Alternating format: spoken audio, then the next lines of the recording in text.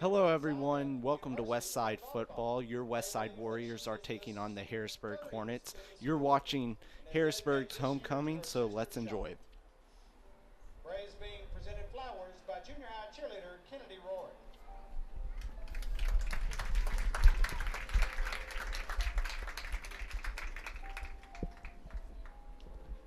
Eighth grade maid, Miss Brave Faulkner.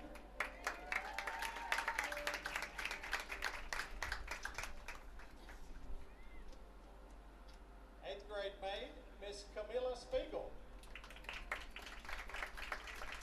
Camilla is the daughter of Jeff and Tiffany Spiegel. She's being escorted tonight by her father, Jeff.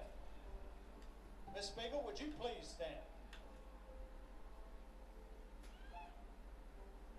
Camilla is a member of the junior high Lady Hornet volleyball, basketball, and softball teams and plays softball for the Fireballs. She enjoys spending time with family, her dog, and friends. Her future plans are to attend the University of Arkansas to get a master's degree and become an anesthesiologist.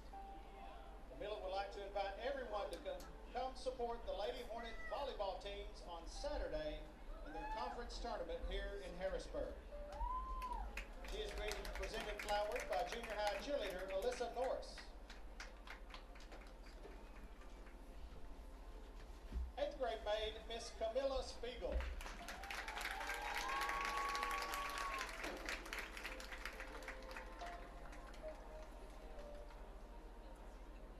Ninth grade maid, Miss Cassie Carlson. Cassie is the daughter of Chad and Megan Carlson. She's being escorted tonight by her father, Chad. Miss Carlson, would you please stand?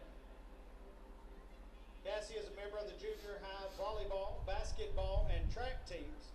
She attends Drover Cowboy Church in Harrisburg and enjoys hanging out with her friends. Cassie does not have plans for college yet, but plans to become an equine therapist. She's being presented flowers by junior high cheerleader Briley Thomas. Ninth grade maid, Miss Cassie Carlson.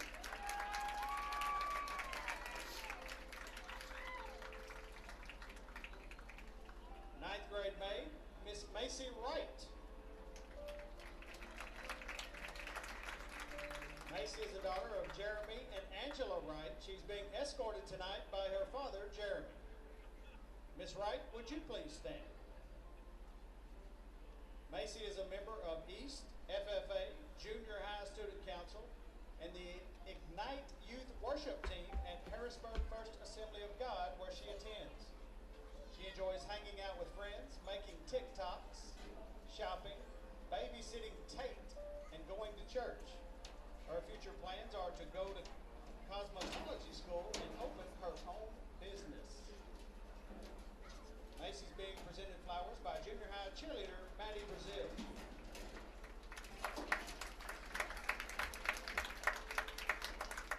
Ninth grade maid, Miss Macy Wright.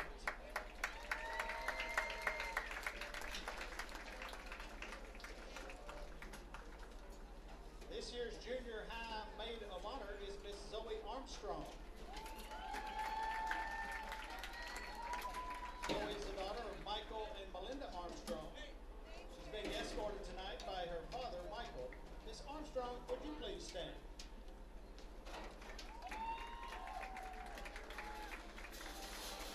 Zoe plays volleyball for the junior high Lady Hornets and is a member of Holly Springs Pentecostal Church. Her hobbies include volleyball and riding four-wheelers around with her family. She plans to become a marine biologist in the future. Zoe is being presented flowers by junior high cheerleader Briley Thomas.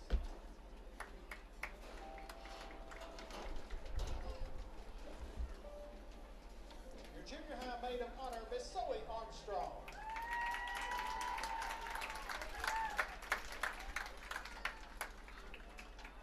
And now, ladies and gentlemen, it is my pleasure to introduce you to this year's junior high homecoming queen, Miss Lady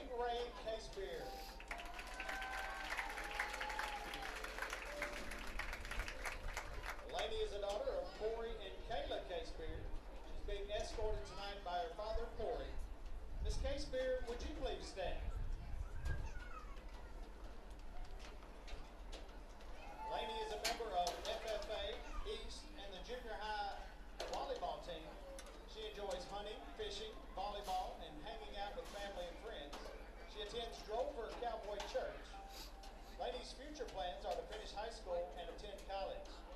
Lainey says, "Go Hornets and go Hogs." She wanted to share a verse with everyone. "Your word is a lamp for my feet, a light on my path." Psalms 119:5. Lainey has chosen little Mr. Miller Dean Wallace as the ball carrier. Miller is the son of Bradley and Michelle Wallace. He enjoys playing t-ball and basketball and golfing. His hobbies are farming, growing gourds in the front yard, growing cotton in the backyard, riding the Ranger, and going fishing. Miller attends Drover Cowboy Church. His future plans are to be a farmer or a monster truck driver. Lainey selected as her crown barrier little Miss Ellie K. McPherson. Ellie K. is the daughter of Kane and Lauren McPherson. She plays t-ball and takes tumbling at Cheers Unlimited. Ellie enjoys creating art, going to the lake and fishing with her daddy, playing football with her sister, and dancing. Ellie attends Drover Cowboy Church. Her future plans are to be a teacher or a veterinarian. Lainey's being presented flowers by junior high cheerleader Maddie Brazil.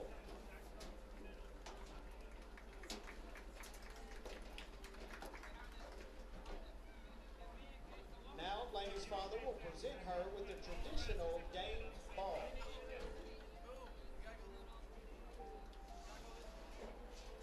At this time, her father will crown Lainey as our 2022 junior high homecoming queen.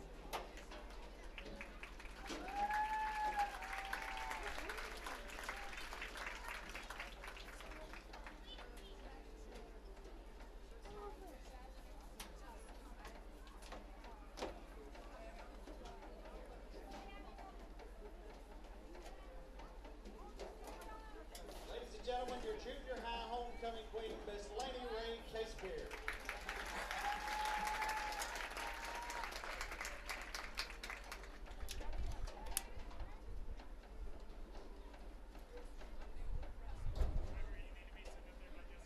Now starting with the senior high royalty, 10th grade maid, Miss Landry Kate McCluskey.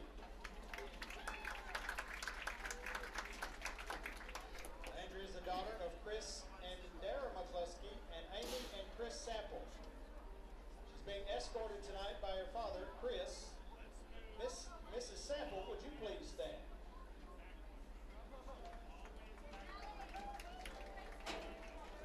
Landry is a senior high cheerleader and a member of the senior high volleyball and track teams. She enjoys hanging out with her friends, cheering on Friday nights, watching Criminal Minds, making TikToks with Natalie, shopping, and hanging out with Gracie on game day. In the future, Landry wants to study psychology in college so she can one day own her own psychology practice. Landry is being presented with flowers by senior high cheerleader Winnie Zimmerman.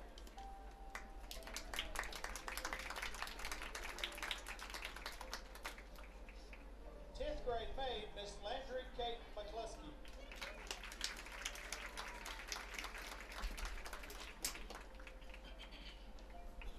Tenth grade maid, Miss Callie Rowland.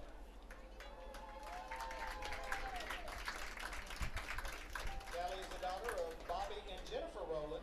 She's being escorted tonight by her father, Bobby. Miss Rowland, would you please stand? Callie is a member of the senior high volleyball team and the Poinsett County 4-H Club. She enjoys hanging out with Holly, doing homework, and swimming. Her future plans are to obtain her bachelor's degree in mathematics and become a high school math teacher. She's being presented flowers by senior high cheerleader Evie Mink.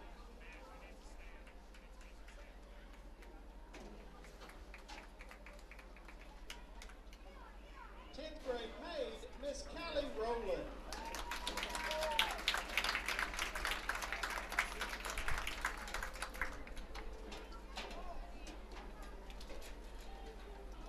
Grade maid, Miss Kaylin Rose Bruce.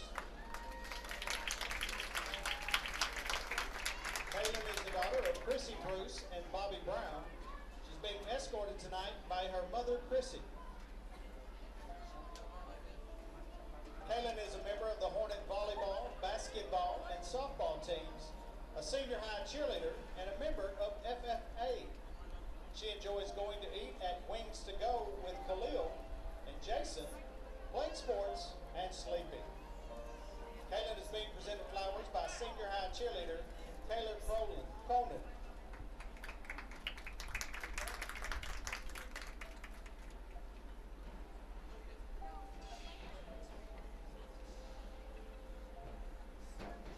Grade maid, Miss Kaylin Rose Bruce.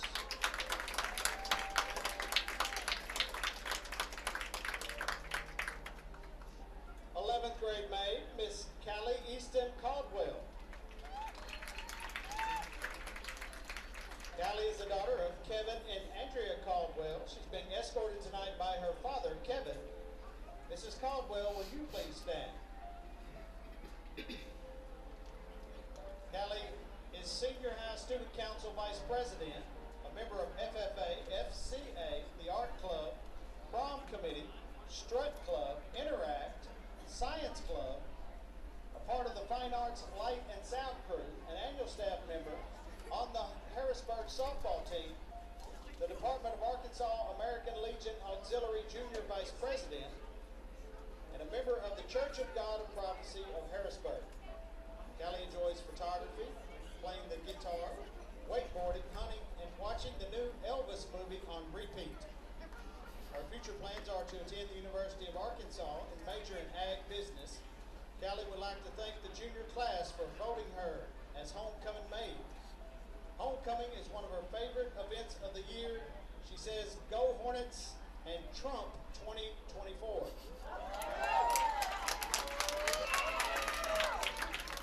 Callie's being presented flowers by senior high cheerleader Simplicity Sims.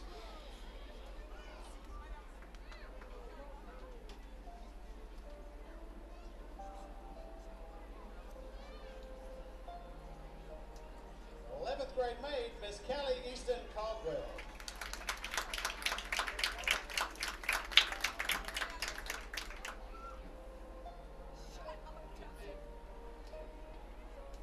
Twelfth grade maid, Miss Harley Caroline Whitley. Harley is the daughter of Lee and Rebecca Whitley. She's being escorted tonight by her mother, Rebecca. Harley is a member of the National Honor Society, the Science Club, FCCLA, and the annual staff. Her hobbies include shopping, going to the lake, hanging out with friends, having jam sessions in her car, doing pageants, running at the track, supporting the Hornets, and working at Rage Nutrition. Harley's being presented flowers by senior high cheerleader Amber Norris.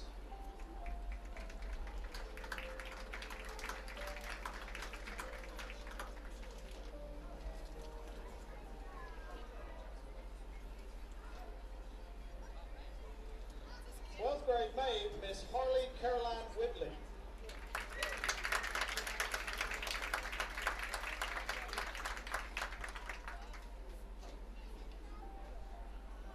Grade maid, Miss Addie Williams.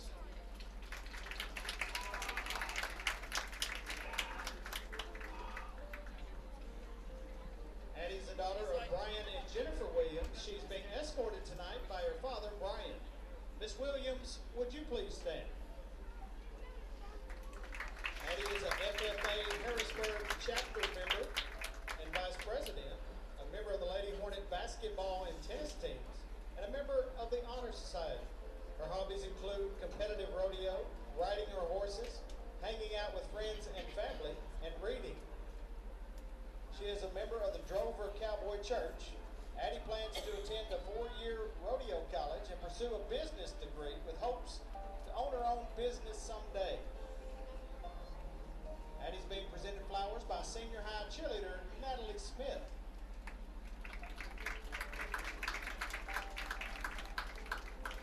Grade maid, Miss Addie Williams.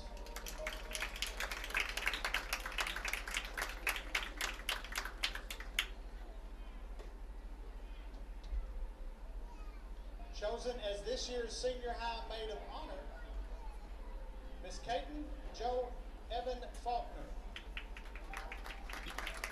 JoJo is the daughter of Kent Fair Faulkner. She's being escorted tonight by her cousin, Porter Hutchinson. Miss Faulkner, would you please stand?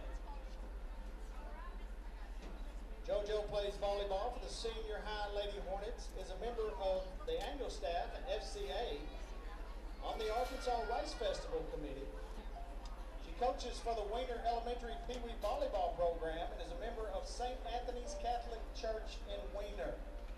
She enjoys playing volleyball, taking naps, texting Brooks every day after work, asking her to bring home coffee, beating her little brother in basketball, and always asking her mama for money for eyelashes. JoJo is excited to have Bray, her baby sis, and the royalty with her, and to have her guardian angel Shaw with her in spirit. JoJo is being presented flowers by senior high cheerleader McKinley Wagner.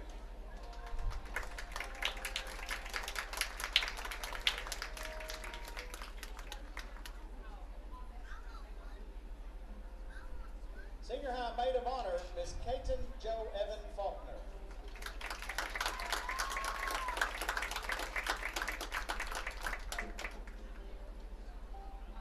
Now, ladies and gentlemen, it is my pleasure to introduce to you this year's Senior High Homecoming Queen, Miss Sadie Ann Bowen.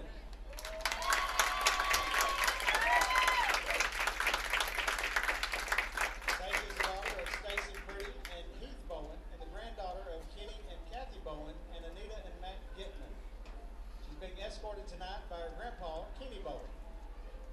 Sadie is a member of the 2022-23. She is the 2022-23 president of the FFA. She enjoys riding a combine, riding around in her truck with friends, listening to music, deer hunting, and going to horse shows. She is a member of First Christian Church in Weiner. After graduation, Sadie plans to attend Arkansas State University to pursue an ag business degree with a minor in crop consulting. Sadie has chosen little Mr. Henry McHerndon as the ball carrier.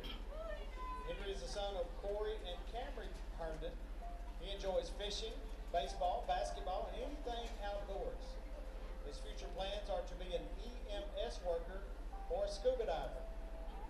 He would like everyone to know that he is a good singer, but he's too bashful to let anyone hear him.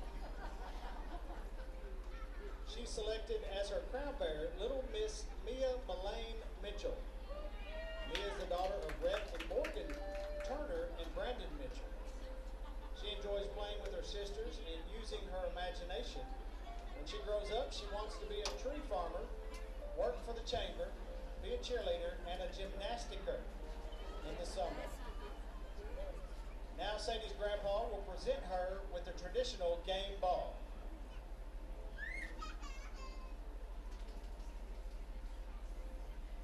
At this time, her grandpa will crown Sadie as our 2022 Senior High Homecoming Queen.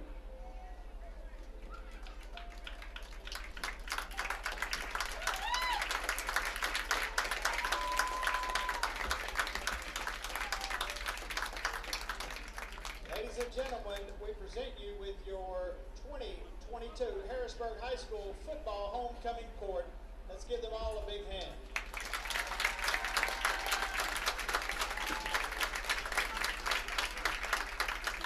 This concludes our ceremony. We encourage you to stay tonight to cheer on the Senior Hornets as they take on the Westside Warriors.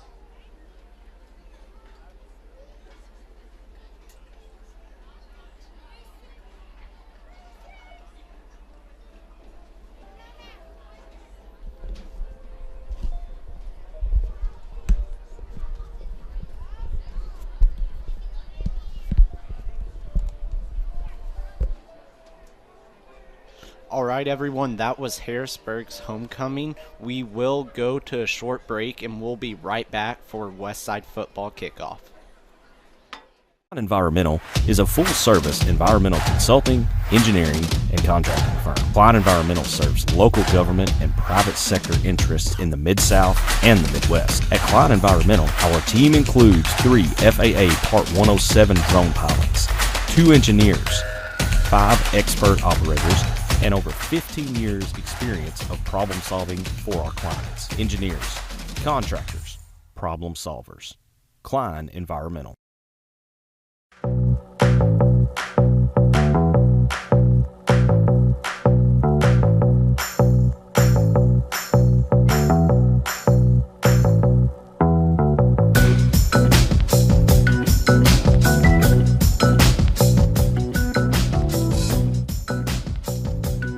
Hello, my name is Gene Roberts. I'm the owner of the franchise for Fox's Pizza Den in Bono, Arkansas, and I'd like to thank our customers for eating local with us.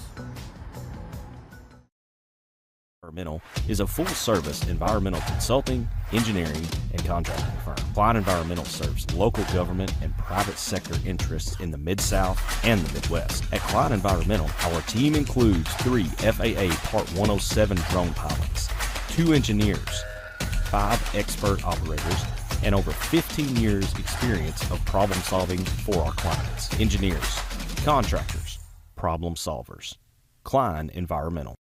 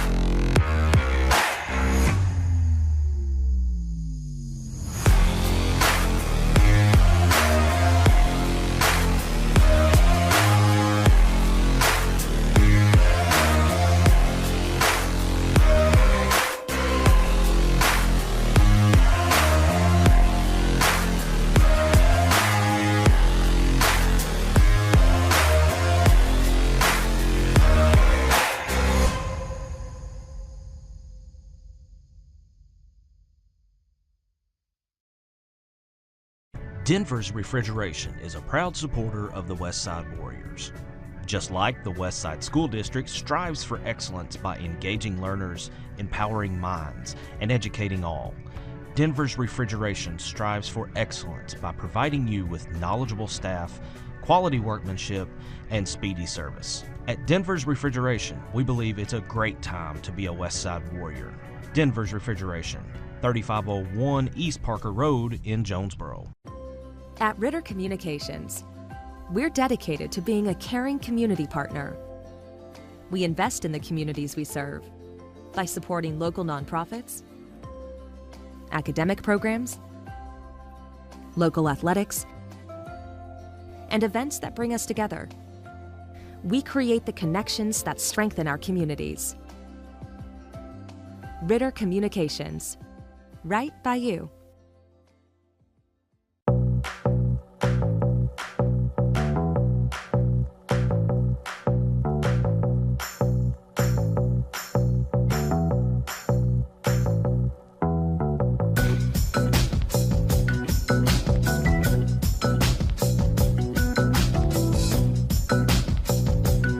Hello, my name is Gene Roberts. I'm the owner of the franchise for Fox's Pizza Den in Bono, Arkansas, and I'd like to thank our customers for eating local with us. Looking for an easy and convenient way to pay your Ritter Communications bill? Pay Near Me allows you to pay your bill at home with your mobile wallet, with your credit or debit card, or in cash, with over 30,000 locations nationwide. Whether you pay with cash, credit card, or directly from your bank account, know that we provide you with secure and convenient ways to pay your bill. Ritter Communications, right by you.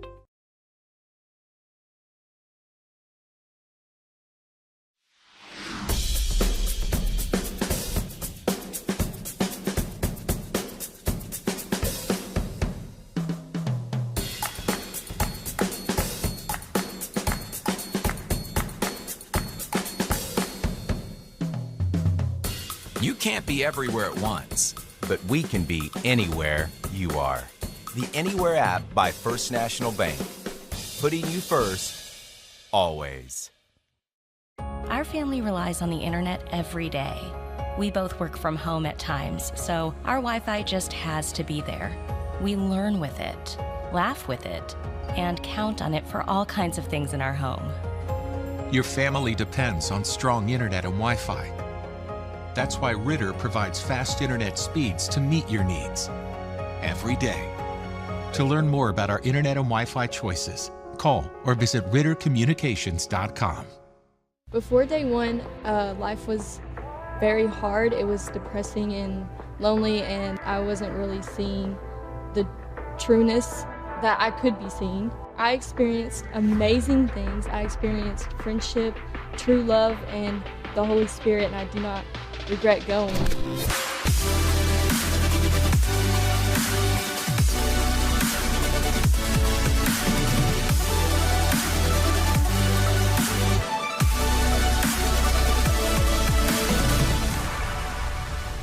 Catching all new Memphis wrestling every Saturday at high noon right here on Ritter Communications Tubetown TV. Memphis wrestling is back and better than ever.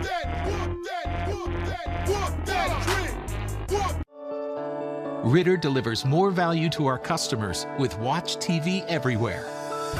It's the free extra service that lets you watch favorites from your TV package on the go. Take a few minutes to sign up at rittercommunications.com and you'll be all set to explore many channels and on-demand shows on any internet-connected computer, laptop, tablet, or smartphone. Watch TV everywhere. Another great way Ritter delivers the choice, convenience, and value you want.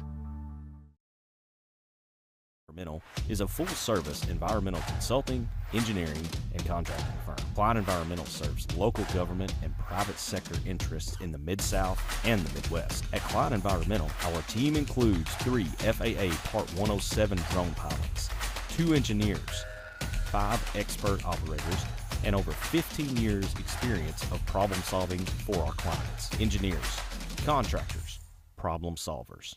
Klein Environmental. Environmental is a full-service environmental consulting, engineering, and contracting firm. Klein Environmental serves local government and private sector interests in the Mid-South and the Midwest. At Klein Environmental, our team includes 3 FAA Part 107 drone pilots, 2 engineers, 5 expert operators, and over 15 years experience of problem solving for our clients. Engineers, contractors, problem solvers. Klein Environmental.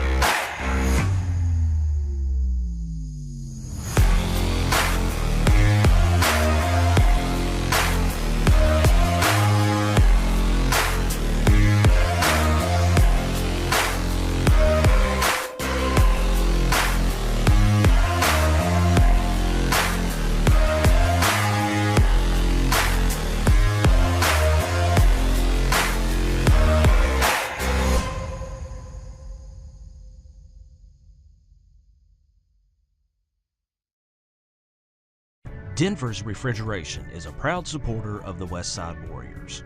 Just like the Westside School District strives for excellence by engaging learners, empowering minds, and educating all, Denver's Refrigeration strives for excellence by providing you with knowledgeable staff, quality workmanship, and speedy service. At Denver's Refrigeration, we believe it's a great time to be a Westside Warrior. Denver's Refrigeration, 3501 East Parker Road in Jonesboro. At Ritter Communications, we're dedicated to being a caring community partner. We invest in the communities we serve by supporting local nonprofits, academic programs, local athletics, and events that bring us together. We create the connections that strengthen our communities. Ritter Communications, right by you.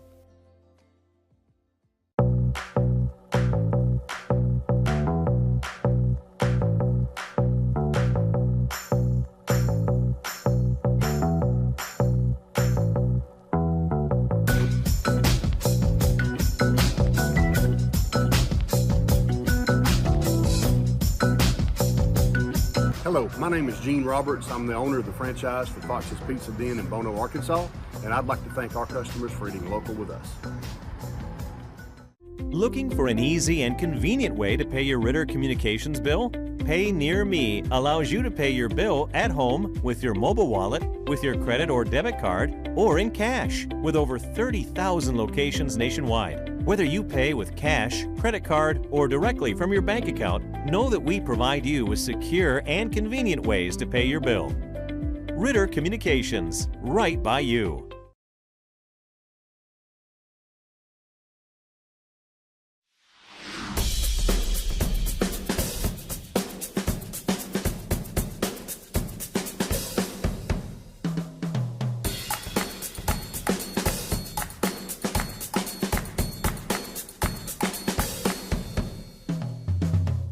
You can't be everywhere at once, but we can be anywhere you are.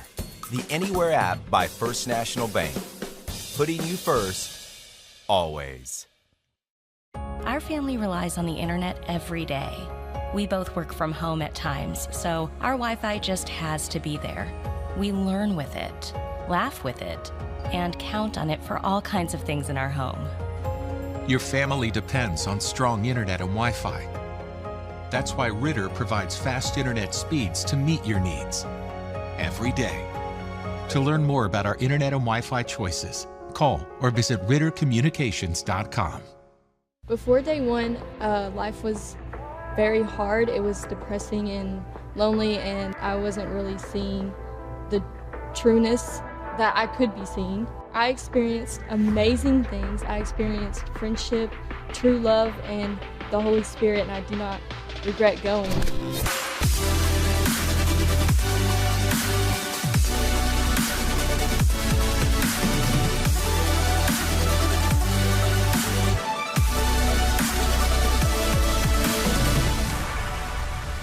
Catching all new Memphis wrestling every Saturday at high noon right here on Ritter Communications Tubetown TV.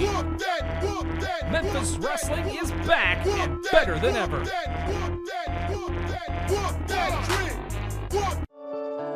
Ritter delivers more value to our customers with Watch TV Everywhere.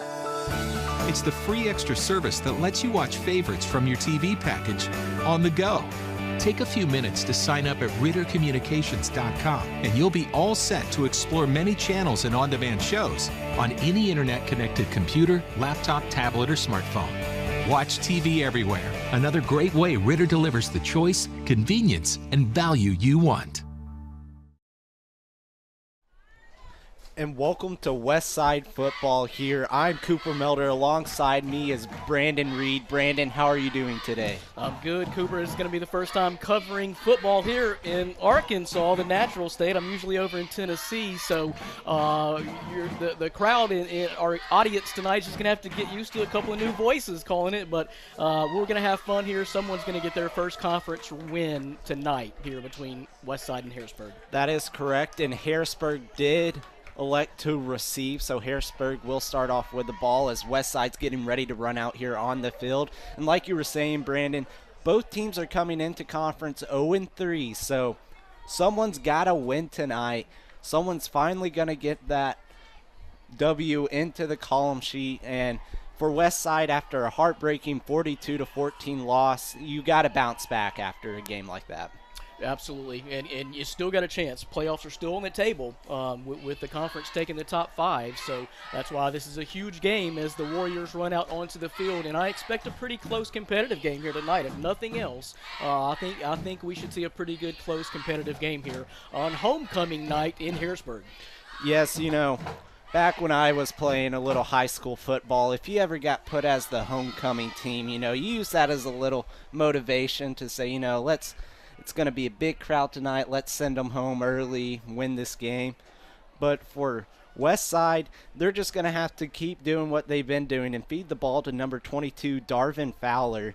He's their starting running back. He had a great game last week. He didn't find the end zone, but he provided a lot on the offensive side of the ball and defensive side of the ball. So expect to hear his name a lot tonight.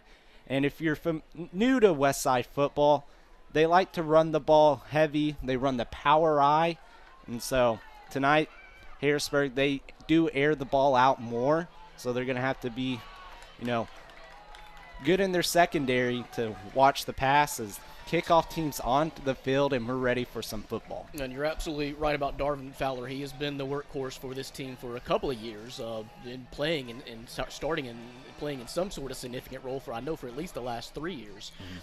So yeah, maybe a little bit of contrasting styles here between these two teams. We're talking about you're talking about scheduling Westside for your homecoming. Of course, this is also Harrisburg's first year moving into this conference.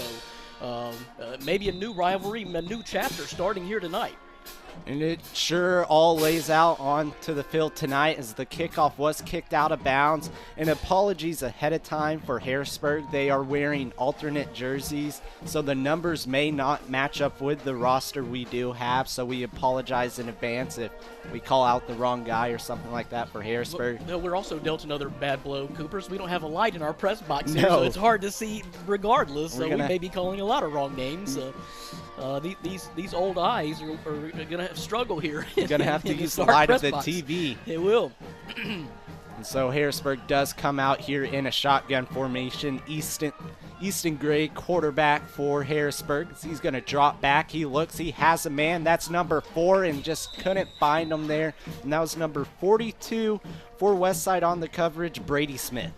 And that was good coverage. Way to come out. You talked about contrasting styles. You're not going to see Westside open up with a play like that. No, you're going to see Westside come up under the center and pound the ball up the middle, kind of little old school football style. And they had a little something there. It was good coverage, but I think that pass was just a little bit outside, a little bit long for the receiver who had to turn back and try to get it on his radar. But not a bad play to open the game. Harrisburg's going to stick in the shotgun formation. Going to take the snaps, going to hand it off up the middle. He's going to get met at the line, and a host of Westside Warriors bringing him down, and it'll be a 3rd and 10 coming up for the Warriors.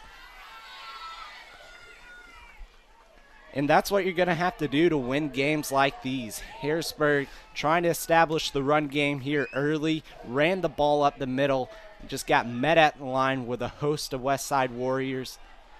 And Westside will be physical. That's also their MO as well.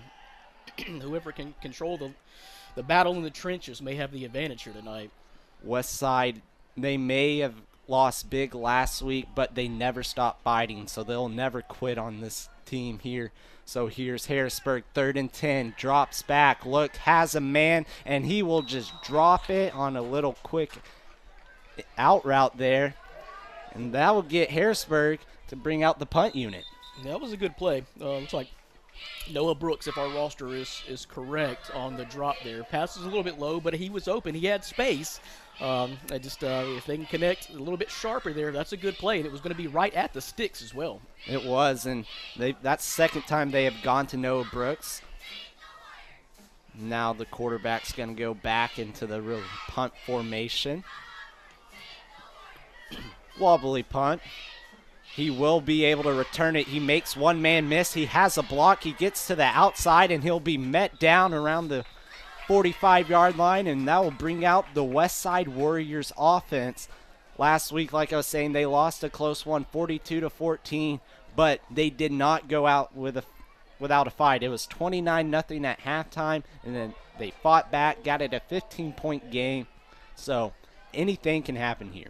Well, when you play Rivercrest, you always better bring it. Rivercrest is going to bring it. They're going to have athletes. They're not going to have a letdown season. So they're going to be in your face every time you play them. And Westside's kind of gone through a little bit of transition here with the team too, a little bit of shakeup within the team as well too. So they're just trying to push it through for that final haul, that final stretch, and try to make it the playoffs. That's going to be encroachment or offsides there on the defense.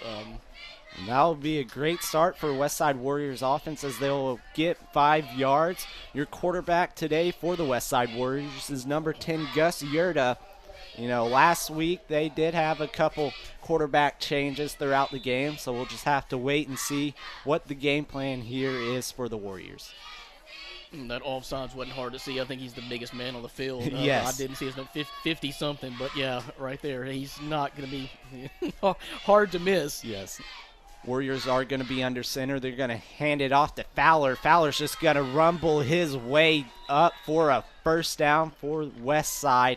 and that's the guy we're going to be calling all night is Darvin Fowler. Tough runner, big guy, and if you get him into the open field, he does have some speed to him. And already in Harrisburg territory very early in this game, just a little over a minute played in the game. So, and Harrisburg got the ball first, so great start here for Westside if they can continue to dominate the line here and push this ball forward. It's going to be another handoff to Fowler. He's going to get met at the line there for maybe 1 yard at most, but Harrisburg was ready for that. And last week, Westside did get into the red zone early last week, just couldn't punch it in. So that's something they're going to need to capitalize on this week to get their first conference win. And that was a good stop by Harrisburg, Westside coming out of that power I. So they got good penetration and stopped that, and they're going to have to continue to do that throughout the night. You have a wide receiver, number 12, closest to us. That's Montana Neely. He had a couple great catches last week. Yurda's going to look back, throws to the man Neely. He has him in stride and just overthrows him. That was a pretty ball, though, Cooper. Man, a good-looking spin on it. It was a great. Yeah, if he would have waited, maybe if he had just another like half a second, yeah, that would have been a hookup. Yeah, Yurda on the attempt there to Montana Neely, and you know that's Westside. When they do throw the ball, they're not going to have any crossing routes. It's going to be a mainly go route or a slant route, and they want the ball out quick. But it's probably going to surprise Harrisburg, like it may have just been there. It's going to be a quarterback keep around the outside. He's going to fight his way for a first down on a 3rd and 10 run. We saw that last week, and it gave Rivercrest trouble. And so it's nice to see Yurda out there following his blockers for a big first down there. Yep, he snaked straight through there. Good, tough, hard run. And the momentum of Westside starting out pretty good here. Westside still looking for their first win. They haven't won since week 2 here on the season. They're just going to walk up to the line. Yurda goes under center. He gets the snap. He'll hand it off to the fullback, and he will get nowhere there. Just met at the line. That's number 45, Clay McMillan on the carry. Yep, good push straight through there. That was not going to go anywhere. Yeah, and with the power I, you have 3 different running backs there. So Westside there was just trying to hopefully catch them with a little quick handoff instead of following the blockers. Just didn't get it.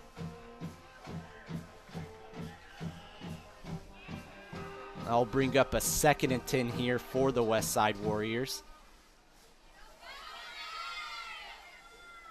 Quarterback stumbles. Yep. Looked a stoppage and play. They called that play dead pretty quick. Yeah, quarterback stumbled, fell on it, so they called it dead right there. So this will bring up another 3rd down for Westside. It's about a 3rd and 13. They converted last time on a quarterback run with Yurda. I wouldn't be surprised if this is a run as well. You do have Montana Neely with press coverage, and they will get them to jump off sides once again and make it a more manageable 3rd down. Yeah, I don't know if Harrisburg just amped up being homecoming or what, but that's the 2nd penalty on them for offsides. Just a little too eager. I would expect Westside to try to draw them offsides once again on this play. Definitely more of a manageable play here on 3rd down for Westside. They're going to hand it off to Fowler. Fowler's going to... He's going to be short, but they're in that kind of no man's range at this point. You don't have the boot on the kicker to kick the field goal, so you're going to have to go for it. And there's a bunch of different options. You can hit them with a little quick pass play like we saw earlier. Or if I'm Westside, I'm just going to hand it off to number 22, Darvin Fowler. He can get you the yards you need.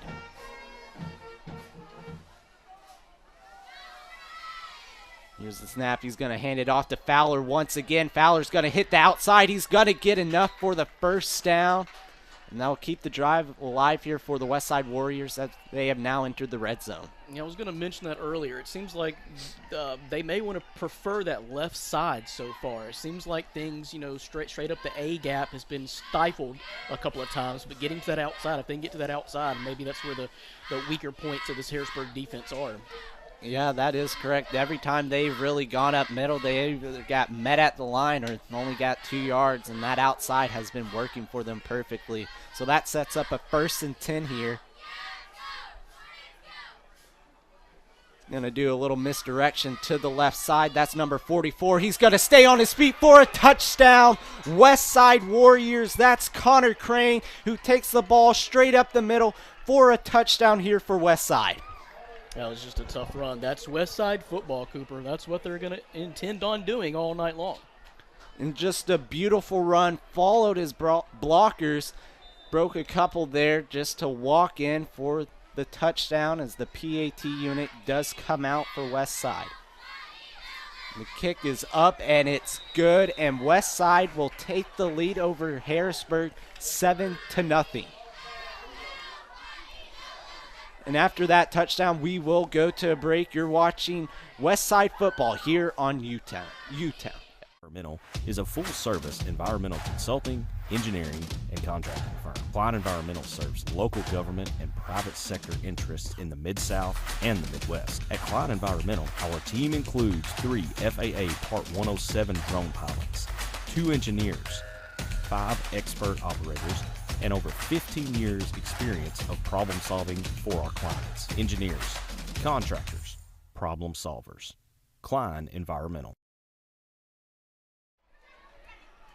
And welcome back to Westside Warriors football. If you're just tuning in, I'm Cooper Melder. Alongside me is Brandon Reed. And Westside got a quick 3-and-out, got the ball, drove straight downfield with a couple penalties to help them out. And they got 7 on the board. That's Dakota Neely on the kick. It's going to be a little onside kick, and big block. Yeah, if that ball was touched by Harrisburg, that's going to wind up in Westside's favor, and I believe it was. Somebody got wiped out there, but I believe it was a legal hit. And they're saying Westside recovers the football. So maybe you were on to something before about Westside not feeling real great about, okay, you're going to schedule us for homecoming. Well, we're going to show up. New conference members again, like I said. Harrisburg's first year moving back up into this conference. Westside's coming out ready to go. Westside did open the game last week with the onside kick, so no surprise they went back to it after a failed kick and on the opening play of the game, as they did kick it out of bounds. So Coach may have saw that and said, let's try to go with the onside kick, get our men out there and get the ball back. And so Westside has had 2 possessions here so far in the first 5 minutes of this game. And Fowler's going to get the toss outside. Like we were saying, if you get to that outside for Westside today, it seems like they have a bunch of green grass and they give it to the man Fowler. And you see how thick Fowler is. He's a load to bring down, especially if you get to the outside on some of these corners and the safety. That's going to be tough. He's going to be tough to tackle, like you were saying. He's a big man. He'll lower that shoulder, put your pads in your chest, hit you pretty hard. Yeah, Westside started out 2 possessions, great field position. Only really stumble they had in the first possession was the literal stumble by Yurda when he slipped on that play. Yes, and Yurda's going to QB sneak it for an easy first down, and, I like that play call. I'll be watching a game on Saturday. It'll be 3rd and inches, 4th and inches, and I'm just like, run the ball, get the quarterback under center and sneak it, and sometimes they'll come out there, try to pass it. Especially if you run hurry-up tempo. Defenses are just not going to be ready for that. That is true, because in high school football, these players do get tired quick, and an up-tempo offense can cause some struggle on defense. As Yurda's going to pass it once again, a little quick slant there to Montana Neely and just can't find him there. That was dangerous, Cooper, because he had to bring it back for a second too.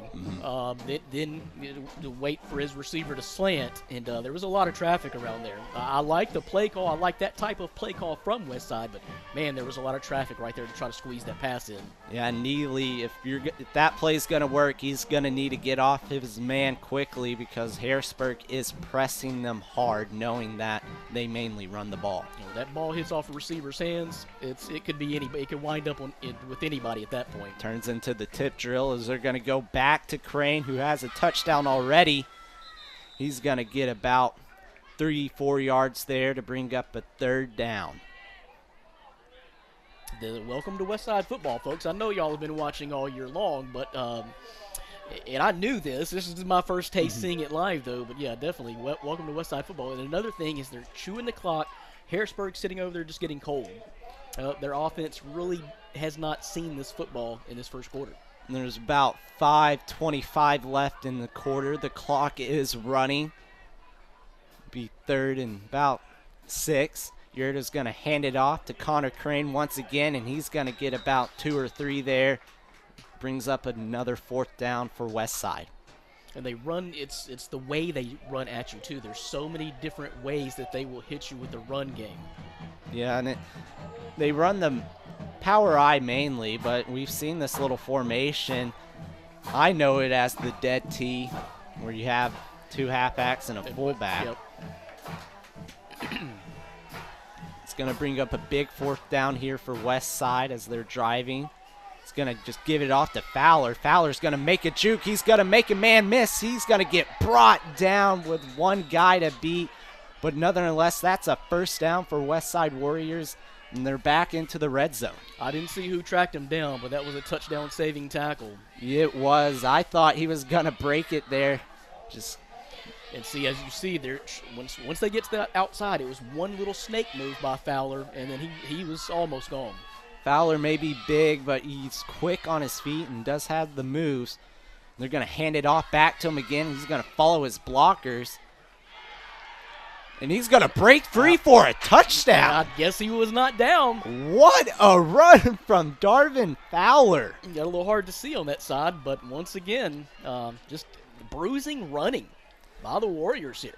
Harrisburg does not have an answer for the run game.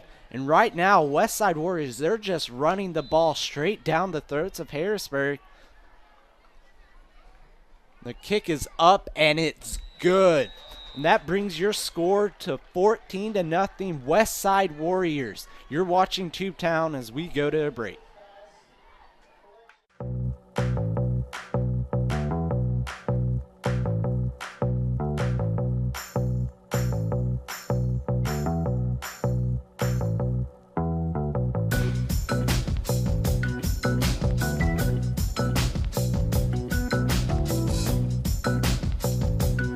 Hello, my name is Gene Roberts. I'm the owner of the franchise for Fox's Pizza Den in Bono, Arkansas, and I'd like to thank our customers for eating local with us.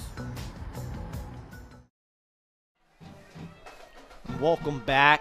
Last time, Westside did get the ball on the kickoff. They went with the onside kick. So if you're Harrisburg, you got to be looking out for that. And something Westside did last week, they like the little pooch kick midfield, try to force a drop or get a big hit, get a fumble.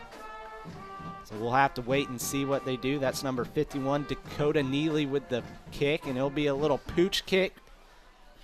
It's going to bounce. He's going to pick it up and get right out of bounds. I thought they were going to get that for a second. Or it was going to roll out of bounds. That was actually turned into a pretty good kick.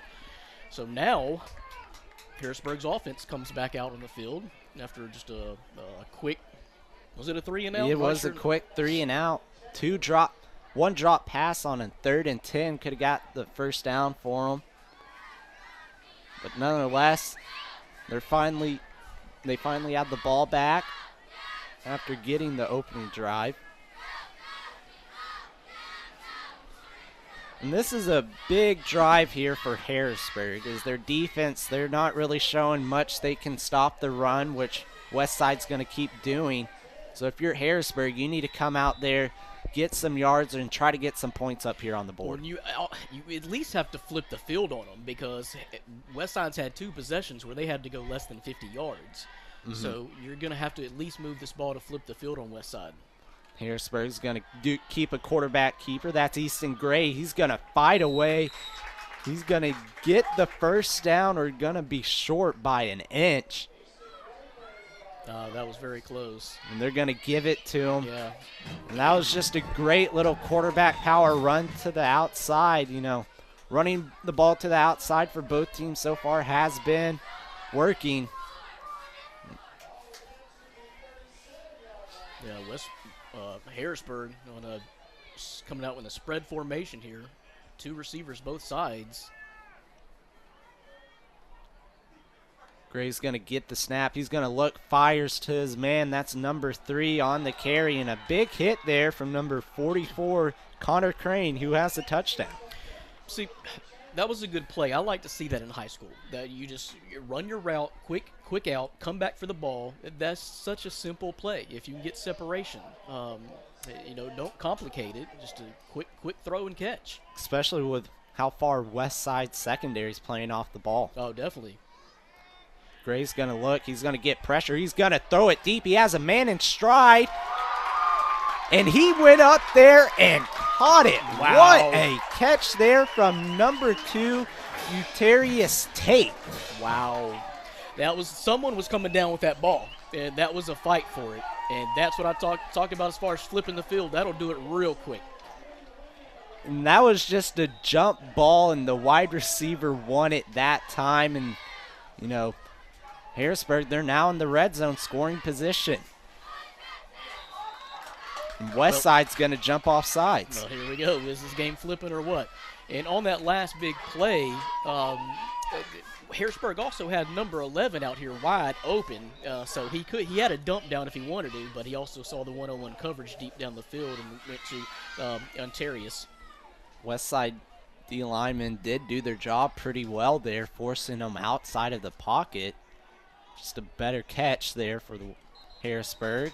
And it's going to be another offsides penalty for Westside. So that's 2 apiece for both teams. Yeah, once you get here in the red zone, you can't just give them 10 yards. No.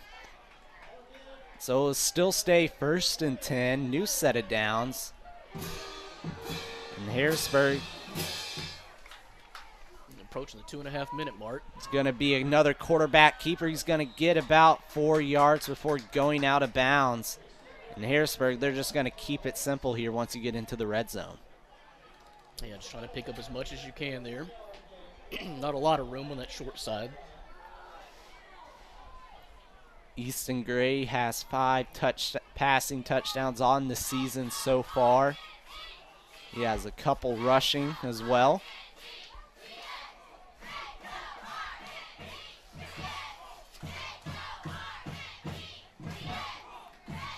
You're going to have twin receivers on both sides. Gray's going to get the snap. It's going to be another quarterback keeper. He's just going to get met out there by the defensive end and get no yardage. Yeah, they might want to try to run to the other side or swing something around to the other side. Yep, just not much room. He hit the sideline quick. He could have made something. But if he went right, he went out of bounds. If he went left, there's a host of Westside Warriors. So that'll bring up a 3rd down and 9 with 2 minutes left approaching in the first quarter of play. Harrisburg looking to get points up here on the board. Gray's going to drop back. He's going to throw. He has a man and just overthrows the slant route. I was about to mention that if that is correct, number 11, I believe, Jordan Condra, I believe, that's been setting up here on the left side of this formation. And as you mentioned earlier, Westside is not playing press coverage. So I can't see, is that number 4 or number 11? Whoever's in the furthest left receiver. It's number 4. Okay. That would be Noah Brooks, according to our roster. See, he's got space pretty much every play. They're not really playing press on him, so watch for him, and that's what Gray was looking for that time. It'll be a timeout Westside as they wanted to really, I guess, see what formation Harrisburg was coming out. coming out in. So it'll be a timeout with 1:52 to go here in the first quarter. Westside's winning 14-0. Our family relies on the internet every day. We both work from home at times, so our Wi-Fi just has to be there. We learn with it, laugh with it, and count on it for all kinds of things in our home. Your family depends on strong internet and Wi-Fi. That's why Ritter provides fast internet speeds to meet your needs every day. To learn more about our internet and Wi-Fi choices, call or visit rittercommunications.com. Welcome back to Westside football.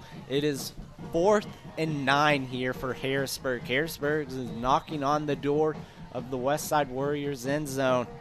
And this will be another big stop here for the Warriors if they can force them to get off the field and bring their offense, who has had no trouble at all scoring today.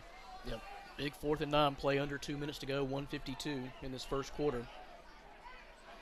And once they got to about that 10-yard line, everything kind of got stifled. Looks like there's going to be another timeout on the play here. You think this is a big play? This is. Both teams have now called a timeout to talk about this 4th and 9. For Westside, they're trying to get the ball back and really run out the rest of this quarter and hopefully try to run out most of the second quarter. And for Harrisburg, you're trying to get back into the game. You're trying to get 7 here, or at least a first down as possible on this play. It's pretty interesting to see how Harrisburg plays when you get closer up to the goal line, because it looks like they're definitely more of a spread team. They probably work better with a lot of field in front of them, but now you're going to have to show some power game or hit something quick. And it does not seem like Harrisburg really has a power game to speak of. They're not really lining up and trying to force it.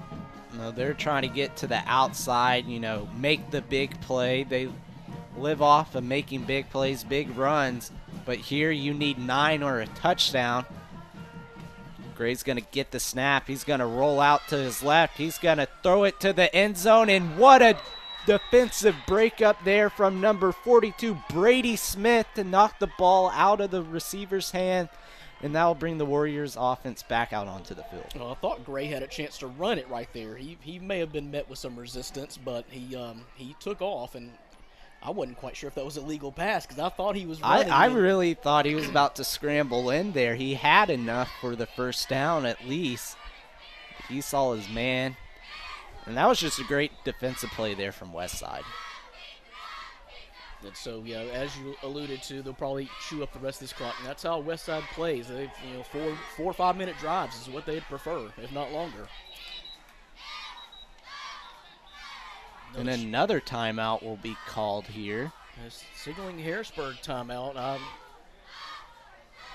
can't imagine what they would have saw at this point. But again, so this will be interesting to see how Westside controls the offense now, because this is by far their deepest field position that they've had all day, by far. Yeah. So now they're going to have to actually put together a drive. Their first offensive drive, they started on their 45. And then their last, they started on the 50. And so they got about 90 yards to go down. And the way that Westside does their offense, they could chew up the rest of this clock in about 3-4 plays. If you get a first down, you can chew up a lot of that second quarter clockage. And you hear the cliche before contrasting styles, but this truly is a game of contrasting styles I'm seeing now, because I didn't realize Harrisburg was that much of a spread team. They're going to throw it. Yeah, it's pretty much old school versus new school football here. It's Westside's finally going to get back out here onto the field after the timeout. Yurda's going to hand it off to Fowler. Fowler had a touchdown already, and he's going to get about 3 there. And I don't think Coach Engel is going to deviate from this plan at all. You keep running Crane and Fowler, and maybe sneak in some Yurda. Maybe throw occasionally just to keep them honest. And they'll bring up about 1:20 left here in the first quarter. It's 2nd and 7 for Westside. Yurda's going to go back under center. He's going to give the ball back to Fowler. Fowler's going to go up the middle. Found a hole, and he'll be about 2 yards short of a first down, and that'll make it 3rd and a short 1. So we now approach under a minute here in the first quarter.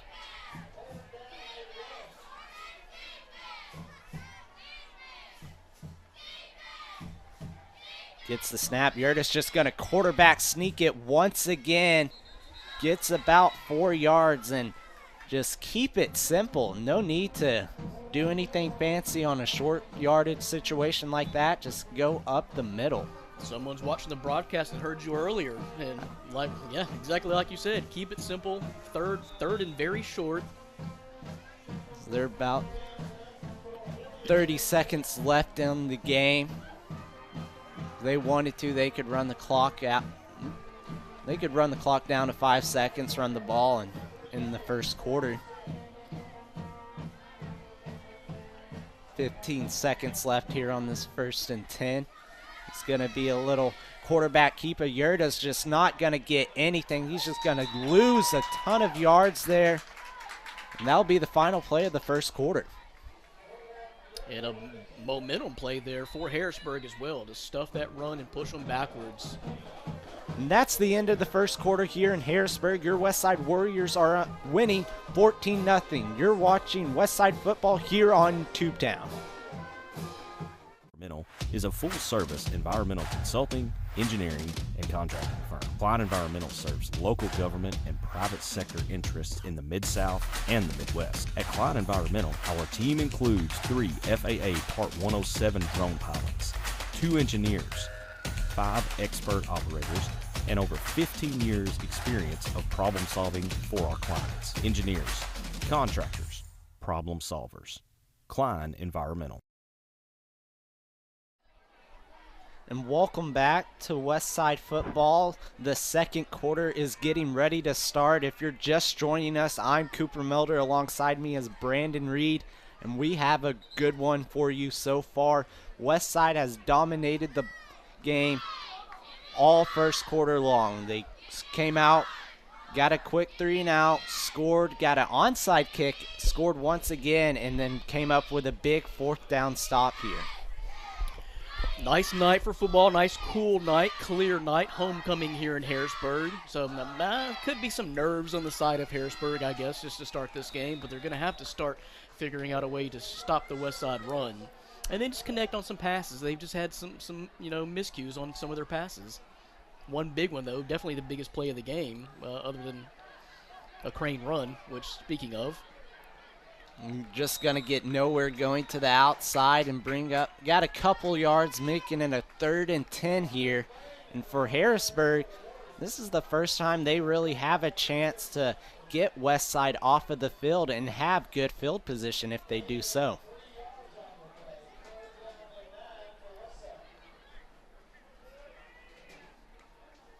Crane has 1 touchdown. Along with Darvin Fowler has the other. All have been on the ground. Yeah, that's the main thing. You want to make Westside earn those points with long drives. Don't give them a short field. Yeah, and Fowler's going to break a couple, try to make something, and just couldn't really get it going there. He got about 5 on there and bring up a 4th and 5. Yeah, well short and deep in their own territory. I would not think Westside's going to go for this, but I've been wrong before. He did go out of bounds, so the clock's stopped at 11:09 right now. Ball on the 23-yard line, and it looks like they are going to go for it. That's a little surprising if you don't get this. You have a lot of confidence to get 5 yards here. They're going to give it off to Fowler. Fowler's going to fight his way, and I think he's going to be a yard short there. That is close, Cooper. That is too close to call. And that's what the side judge is saying. Well, we may need to measure that. It was a risky call there from Westside, but Westside, they really haven't stopped us at all running the ball tonight, so might as well go for it. They're going to have to bring out the chain crew Man, for this. That's going to be super close. This is big for both sides. If they first down, you keep the drive alive, but if it's short, you're Harrisburg in great field position. I'm calling slightly short. We're going to see.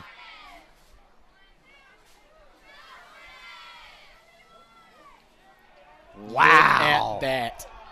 Wow.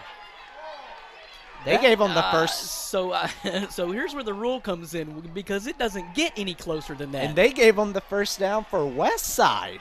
I guess it's the chain, because if you're going by the poll, we'll need some clarification on that, but it does not get any closer than that. That's exactly where I thought that chain was going to land, and that looked short to me. But yeah, I thought it was short there, and then, wow. Big momentum changer there. Harrisburg, for a half second, thought they were going to get the ball back in their own good territory, but Westside's going to keep it. It's going to be a little quick pass, and Montana's going to break away. He's going to go. He's at the 20, 15, 10, 5. Touchdown, Westside Warriors off of the quick slant. That's number 12, Montana Neely, with a beautiful catch and run. I put my head down for a second, to be honest with you, Cooper. I did not see that. You don't expect big strikes like that from Westside, but they sure did get it, and what a momentum play right there. That was very close. That was a huge swinging moment of this game. That's a big call, because after that, they gave Westside the first down, and they answered back with a quick slant for a touchdown. What a catch and run there for Montana Neely. He's going to try to get one more point, and he gets it in, and that makes it 21-0 Westside.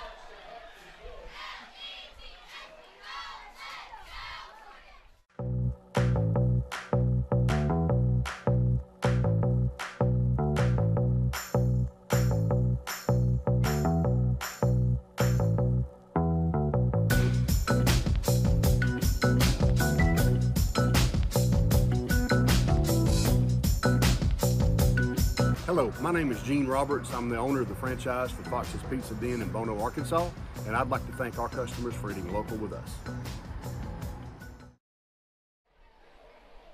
And welcome back to Westside Warriors football. They're in the lead 21-0 after a great pitch and catch there from Montana Neely, who caught the quick slant and just took it all the way there after a questionable little chain measuring call there. Wow. Like I said, I put my head down. I'm stunned, but that's what I like to see. Don't overcomplicate football sometimes. Short catch and run. It's going to be another onside kick, and Harrisburg's going to be ready for that one. Westside did recover one already today, but Harrisburg, they were ready for that. I'm really surprised this game sits at 21-0 here with over 10 minutes to go in the second quarter. Now Harrisburg is really going to have to do something at this point. They somewhat of a short field. You only got to go about half the distance here, about 54 yards or so. But you're going to have to do something. And as you mentioned before, Westside does not play press coverage at all. There's 10 yards of separation on every receiver. Gray's going to get the snap. He's going to hand it off up the middle. That's going to be their first really run, quote-unquote, run play there. He's going to gain about 5 yards. Bring up a 2nd and 5 with 10:30 left here in the second quarter. Well, they had space that time because they had everyone spread out so far that all you have to really beat is about 4 or 5 guys on the line, and you can pick up about half the distance to go.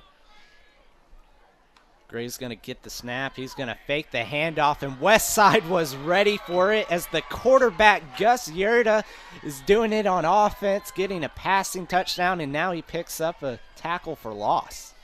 I think Easton Gray was trying to get some space to the outside to throw that ball, but Westside was not having it. Westside bringing the heat from the edge. Looks like a little RPO action there with the spread.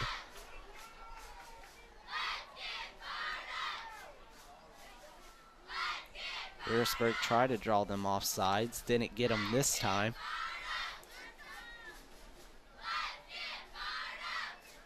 Gray's going to get the snap. He's looking. He has time. He gets flushed out. He's going to throw one deep. Jump ball again. And what a breakup there for number 8, Cole Stonechipper. That was a heck of a breakup right there because that was looking like a great play from Harrisburg. You give Gray a little bit of time. That's what they're looking for, just a little bit of time. And great job by him to step up in the pocket and get that throw off. And it looked like it was going to be a snag by Harrisburg, but way to get his hands in there by number 8. Yeah, that was target. Should be number 80, Trey Davis. Just couldn't bring it down there for Harrisburg. Brings up a long 4th down, and they're going to go back out into the punt unit. Here's a punt, and that's going to bounce. That may just rolls into the end zone. I was about to say, if he gets the right roll. And he did not. No, it kept rolling on through. But, man, what a big breakup there. There's been, maybe 3 pivotal plays in this game so far as to why we're sitting at 21-0, and Harrisburg just hasn't been able to make it click yet. I mean, the 4th and 9 on their own 10-yard line over there, they had a chance, and Westside came in and broke it up in the end zone to get the ball back. And they had 4 plays at the 10-yard line. They did. Had 4 very short plays to try to get a touchdown, and great defensive stand by Westside. Then going for it on the 4th and 5 and getting it last possession by Westside, and then the quick hitter on the very next play. 9:17 left here to play in the second quarter. You're just going to just hand the ball off, a little misdirection. Harrisburg was ready for that one as that went nowhere. That was number 8, Cole Stonechipper. And this is where Westside wants to be. Big lead, 21-0. Play their style. Now drain this clock. Doesn't matter if you get yards or if you lose yards, as long as you keep the clock running like you're saying. This is their style of football. Slow, ground and pound. Going to hand the ball off to Fowler. Fowler's going to break the outside. He has a couple blockers. He's going to pick up the first down there right at the 30-yard line. A big pickup there for Fowler. He did a good job turning that corner. Now Fowler play was kind of up the middle, but he saw the hole to the outside and he just kicked it and got a first down there. When I'm thinking about just the way this game is playing out, I think there's going to be a lot of possessions in this game because the way Harrisburg throws it, and they're not really picking up first downs. So there's going to be a lot of possessions in this game for both teams. And you're going to have to wonder when Harrisburg will start committing fully on the run, just sending blitzes and telling your corner, hey, we got to get the ball back. You're going to have to play one-on-one coverage. They're just going to hand the ball off once again. And the adverse of that was Westside just going to drop back and dare Harrisburg to run the ball. Mm-hmm. I mean, Harrisburg, they did run the ball. They got 5 yards.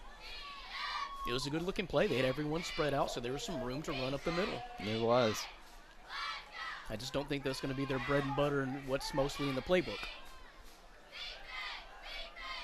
7:20 left here. Westside's just chipping down the clock.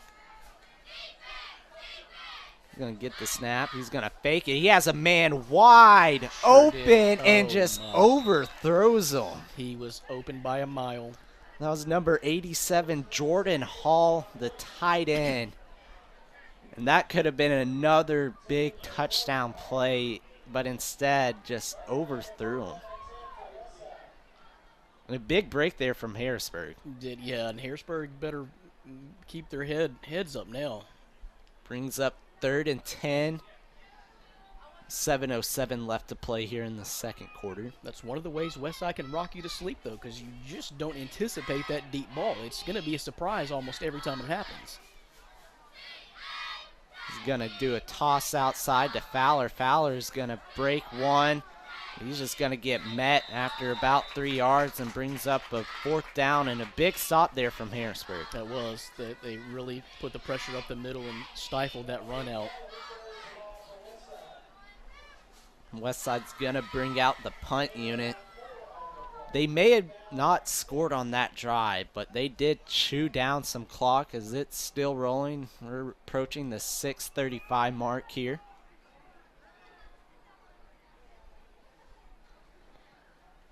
Punt almost blocked there, and that's going to sail about to the 50, get a good roll, and go out around the 44-yard line. Yeah, the way that punt looked, I thought it was going to take a backwards bounce on him.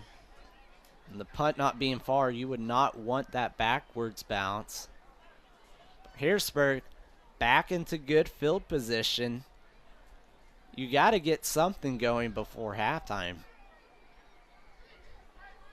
You have time to run the ball if needed, too. You're going to just have to find the weak points of this Westside defense in their secondary, and they're not playing press coverage by any means, so there's some separation there. But if you can do some quick hitters, I don't know. They'll just have to find that weak spot.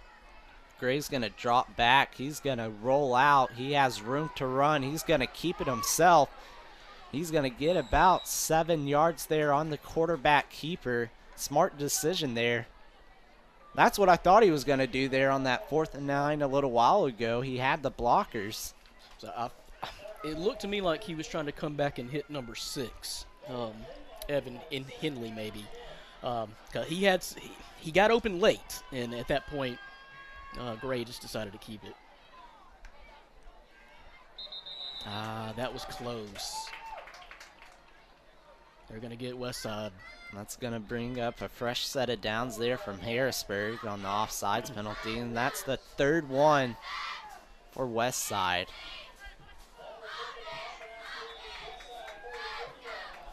$5:50 left to play here. Gray's going to get the snap out. He's going to step up in the pocket. He's going to throw it deep, and his man just stopped running. And that'll fall incomplete, bringing up a 2nd and 10. I think the key for Harrisburg really tonight is going to be just giving Gray time to throw the ball. Yeah, Gray, every time there's really been a pass play, he's had to step up in the pocket or roll out. He's never been really to get comfortable, which for Westside, that's what you want to do. Keep the quarterback flustered, keep him rolling out, don't let him get comfortable. And he's done a fairly good job because he's faced a good amount of pressure. But if he can just keep his head up and his eyes open, there's going to be someone open. Gray's going to just hand the ball off once again. 2nd time. That was number 47, Gavin Kimball, on the carry. He's going to get about 3-4 yards there, bringing up a 3rd and 6 here for Harrisburg. And again, we apologize if some of these names might not match up for Harrisburg. What we were told, I don't know, they're wearing like some throwback jerseys or something, so some players may be in a different number tonight. A little throwback for homecoming crowd. Sharp-looking jerseys, though. No, they are nice. I like the gray and orange.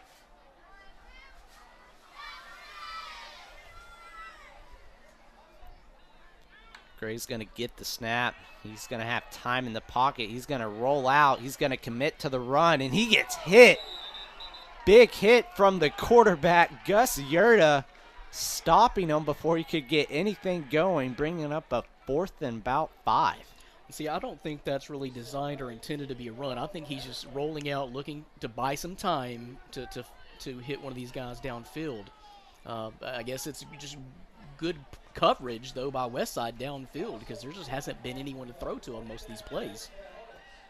And I guess that's why Westside's really staying off because they know they want to go deep. Yep, trying to avoid the big hitters downfield. And that's really the spread offense. When you use the spread, you want to score off of the big plays. Gray's going to get the snap. He has a man. He's going to catch it. He runs back. He now gets the 1st down. He makes a move. He's going to get met with a host of Westside Warriors, but not before they get the 1st down. Now they got a little momentum working.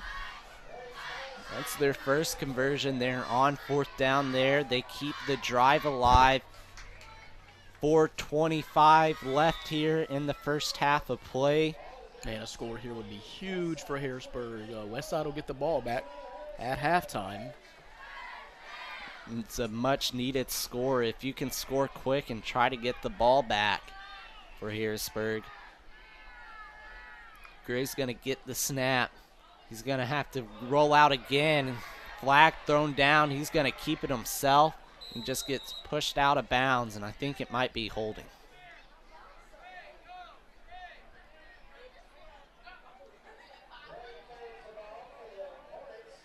You would think so.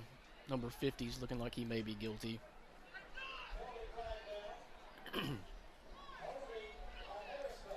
it will be a holding on the offense. That you can't have it in that moment right there when you're trying to score. And from good field position, you're now back almost to midfield.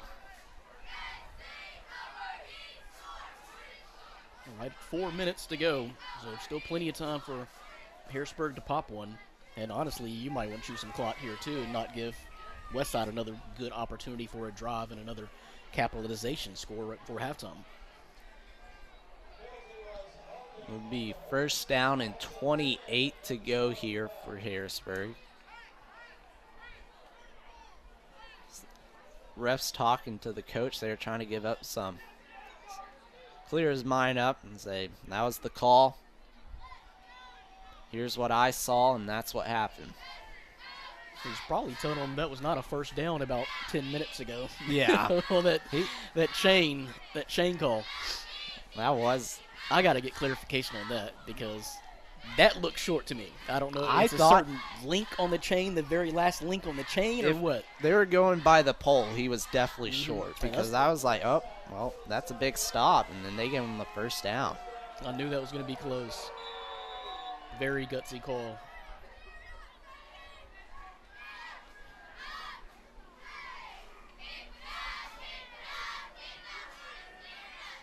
So we're just waiting on Harrisburg to get the play in now.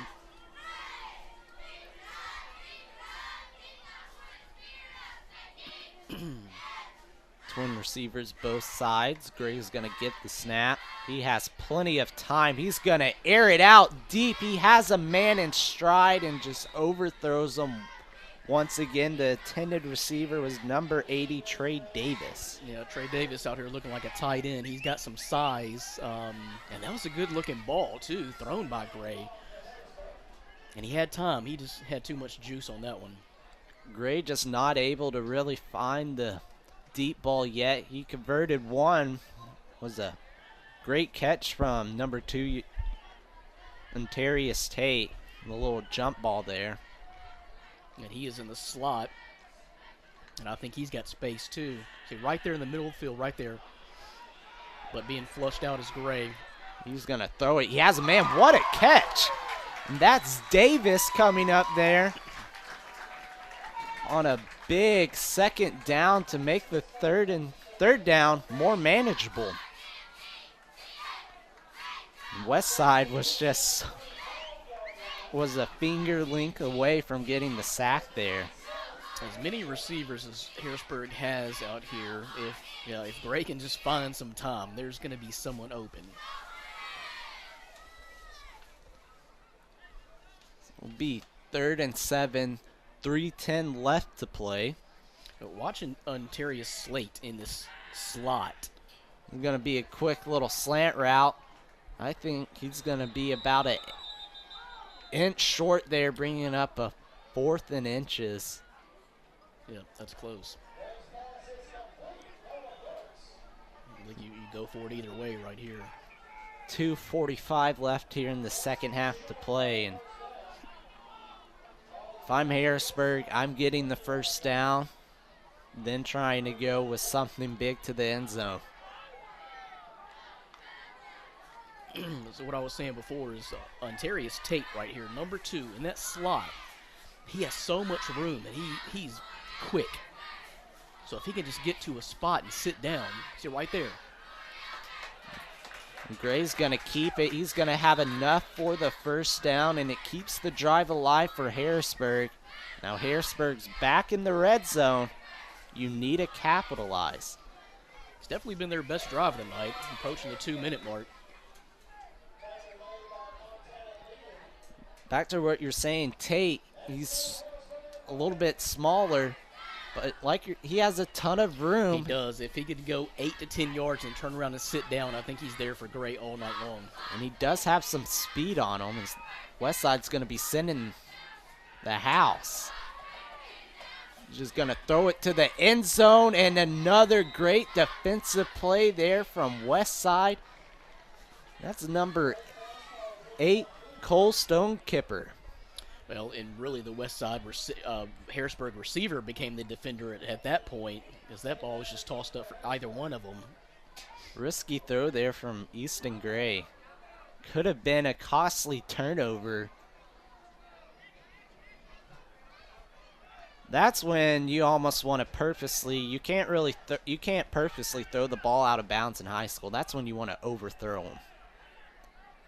They're going to put a man in motion. Gray's going to drop back. He has Tate on the slant and just underthrew him. But that's exactly what I'm talking about. I think that is there most of the night.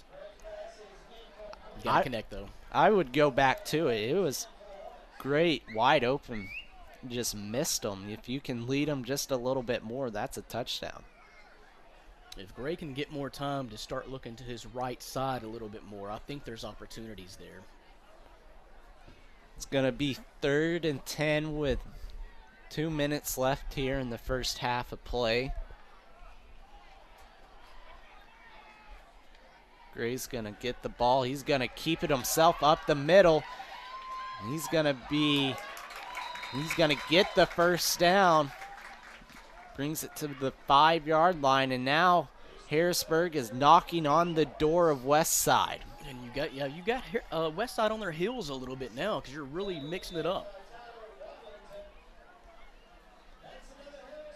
Great call there. I was definitely expecting the pass play, so the quarterback keeper right up the middle, perfect call.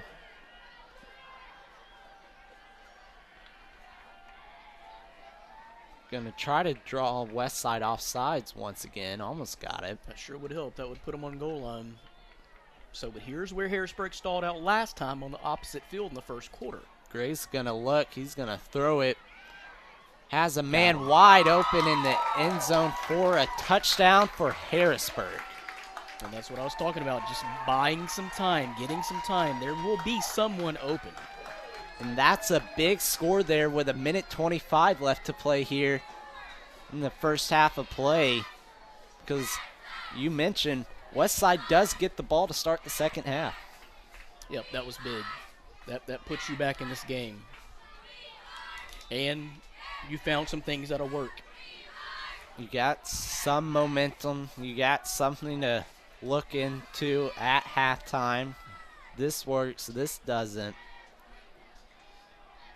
The kick is going to be up, and it's going to be good, and that makes the lead down to 14 for Westside. Westside still in control, 21-7. Environmental is a full-service environmental consulting, engineering, and contracting firm. Klein Environmental serves local government and private sector interests in the Mid-South and the Midwest. At Klein Environmental, our team includes 3 FAA Part 107 drone pilots, 2 engineers, 5 expert operators, and over 15 years experience of problem solving for our clients. Engineers, contractors, problem solvers. Klein Environmental. Welcome back here. Your Westside Warriors are on top 21-7. But Harrisburg finally got on the board after a long, tough drive there. 1:25 left here in the first half of play. Westside does get the ball to start the second half. I don't expect them to do much this drive. I expect them to just keep running the ball, and if they get in scoring position, that's when you might start calling a couple timeouts. But well, and if you're Harrisburg, there are some bright points here, because number one, you're very close to stopping them on that chain measurement, and you didn't get it, and then you gave up a big play. Number two, the onside kick. So Westside has had a lot of opportunities in this first half. It's going to be a little pooch kick. Westside's going to pick it up. He's going to get to the outside. He's going to get met by a host of Harrisburg Hornets as he's going to get tackled. Now comes out the Westside offense, who really, until their last offensive possession, had no trouble moving the ball downfield. If you're Harrisburg, Westside does come out running the ball and you get a stop in the backfield or stop for no gain, do you? Well, I was going to say, do you start using your timeouts, but they only have one remaining after 2 questionable timeout called. Harrisburg could usually really use a turnover right now, kind of even up, some of the things that's happened to them in this game, like that onside kick. So, and there's a good chance it will happen at some point in this game. So you just got to keep your head up, keep playing. Westside did hit them on a quick slant for a touchdown. They're just going to keep it simple and hand the ball off to Fowler. Fowler's going to break it through, and he's going to keep trotting his way. He's going to carry that whole defense for a first down. See, I think that probably just changed Westside's game strategy right now, because I think they were just trying to chew this clock. But now I don't know, you may take another couple hits. Clock will start now. We are now at a minute left in the second half. And Westside, they still have all 3 of their timeouts if they want to use them. Yeah, look at Harrisburg's defense. There is no one outside the 40. Fowler's going to get the little pitch, gets about 1 yards. That's going to be their first. Westside is going to use a timeout. So Westside, they're trying to go downfield and score, and I don't blame them. And you never know. I don't think they're going to open it up and try to pass it. They're just going to try to get that quick hitter and catch Harrisburg slipping, maybe something in the outside or bust one right up the middle, because that last Fowler run was pretty close to being busted. Yeah, if he was bringing defenders with him to the end zone if he didn't get brought down. Yep, someone lets go of the jersey right there. He's gone. Yeah. Westside. You don't need to do anything too crazy. You have a 14-point lead. Like you were saying, just hit the quick hitters. And I expect them to come back out in the power I, and if anything, if anything too crazy, they may have 2 receivers. Yeah, and this timeout may have just been rest. Yeah. Rest situation, catch your breath, because we're about to go hard here for another 3 or 4 plays. With the 41 seconds left here. Trying to see what is the timeout situation. Is it 1-1? Yeah, it's 1-1, so each team has 1 timeout. So if you do pass it, they will bring out 2 receivers. If you do pass it and you don't get the first down, you have to get out of bounds. It's going to be a pass play. You're just going to get flushed out of the pocket, and he's just going to get sacked, and their coach is not happy about that one. They didn't see that corner blitz coming there. And Westside didn't have any time, and I think they're just going to let this one go to halftime.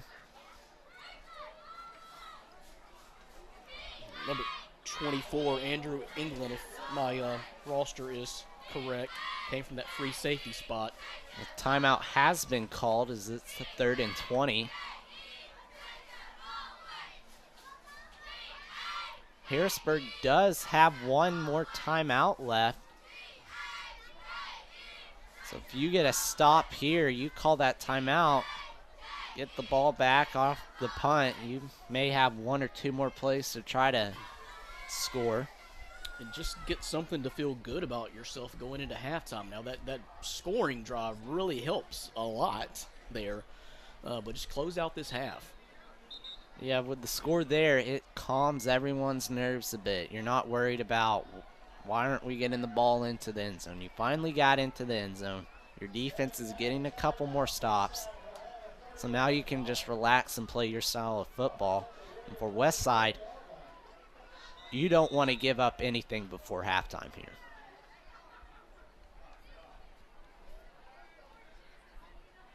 Put a man in motion. They're just going to hand it off to Fowler. Fowler's going to break away, almost get the yardage back. And that's going to be 4th down, and that clock is just going to roll out into halftime.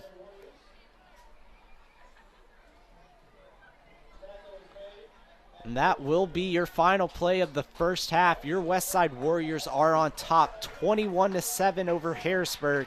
It's homecoming. Westside's looking to spoil it. You're watching Westside football on Tubetown.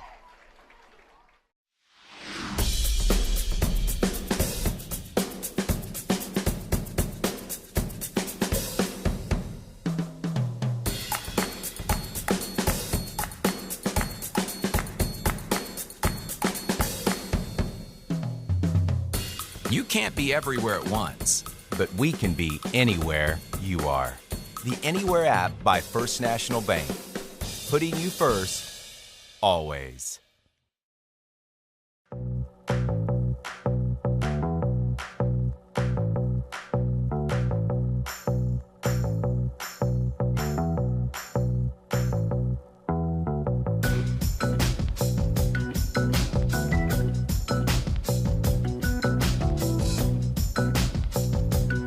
Hello, my name is Gene Roberts. I'm the owner of the franchise for Fox's Pizza Den in Bono, Arkansas, and I'd like to thank our customers for eating local with us.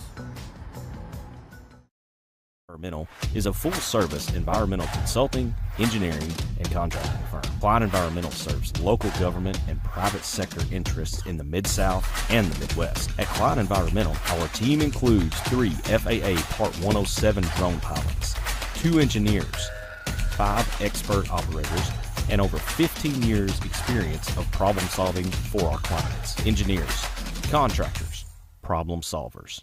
Klein Environmental.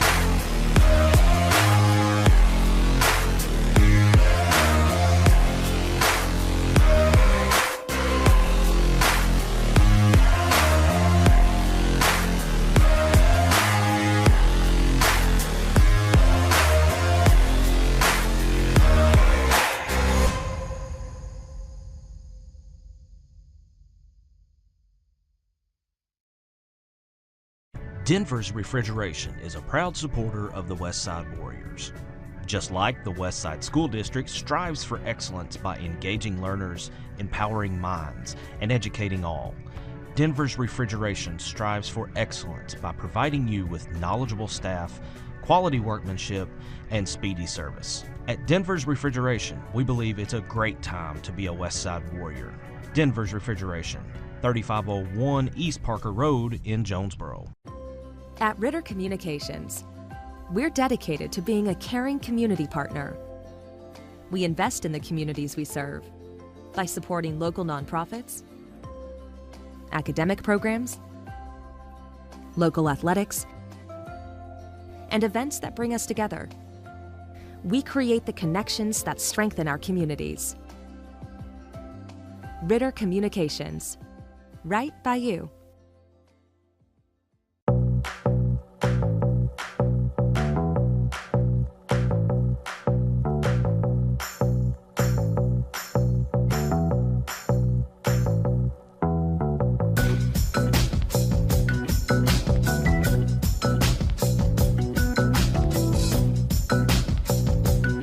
Hello, my name is Gene Roberts. I'm the owner of the franchise for Fox's Pizza Den in Bono, Arkansas, and I'd like to thank our customers for eating local with us. Looking for an easy and convenient way to pay your Ritter Communications bill? Pay Near Me allows you to pay your bill at home with your mobile wallet, with your credit or debit card, or in cash, with over 30,000 locations nationwide. Whether you pay with cash, credit card, or directly from your bank account, know that we provide you with secure and convenient ways to pay your bill. Ritter Communications, right by you.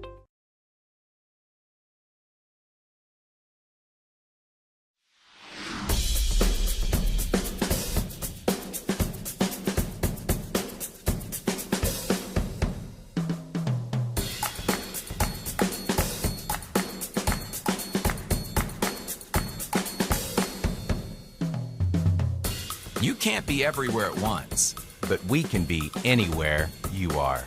The Anywhere app by First National Bank. Putting you first, always. Our family relies on the internet every day. We both work from home at times, so our Wi-Fi just has to be there. We learn with it, laugh with it, and count on it for all kinds of things in our home. Your family depends on strong internet and Wi-Fi. That's why Ritter provides fast internet speeds to meet your needs every day. To learn more about our internet and Wi-Fi choices, call or visit rittercommunications.com. Before day one, life was very hard. It was depressing and lonely, and I wasn't really seeing the trueness that I could be seeing. I experienced amazing things. I experienced friendship, true love, and the Holy Spirit, and I do not regret going.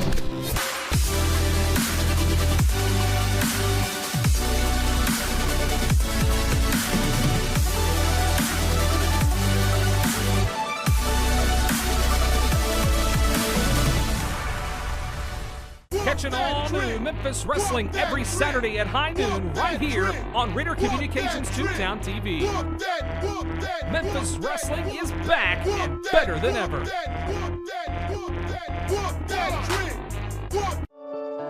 Ritter delivers more value to our customers with Watch TV Everywhere. It's the free extra service that lets you watch favorites from your TV package on the go. Take a few minutes to sign up at rittercommunications.com and you'll be all set to explore many channels and on-demand shows on any internet-connected computer, laptop, tablet, or smartphone. Watch TV everywhere. Another great way Ritter delivers the choice, convenience, and value you want.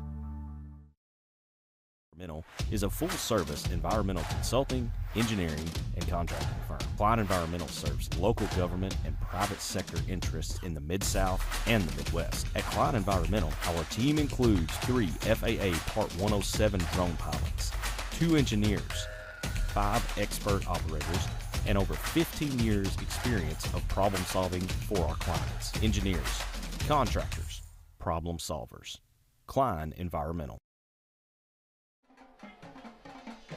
We're back here just for a little quick segment.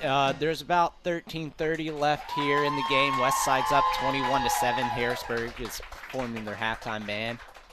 And it's been a great game so far. And it's homecoming here in Harrisburg, so a lot of folks out, and treated a pretty good football game. And alluded to earlier, contrasting styles to say the least. Yes. I like watching Harrisburg play though, because there's not many high schools that just run a complete spread like that. You know, they're just going to come out and look to throw it and have 4 receivers on pretty much every play.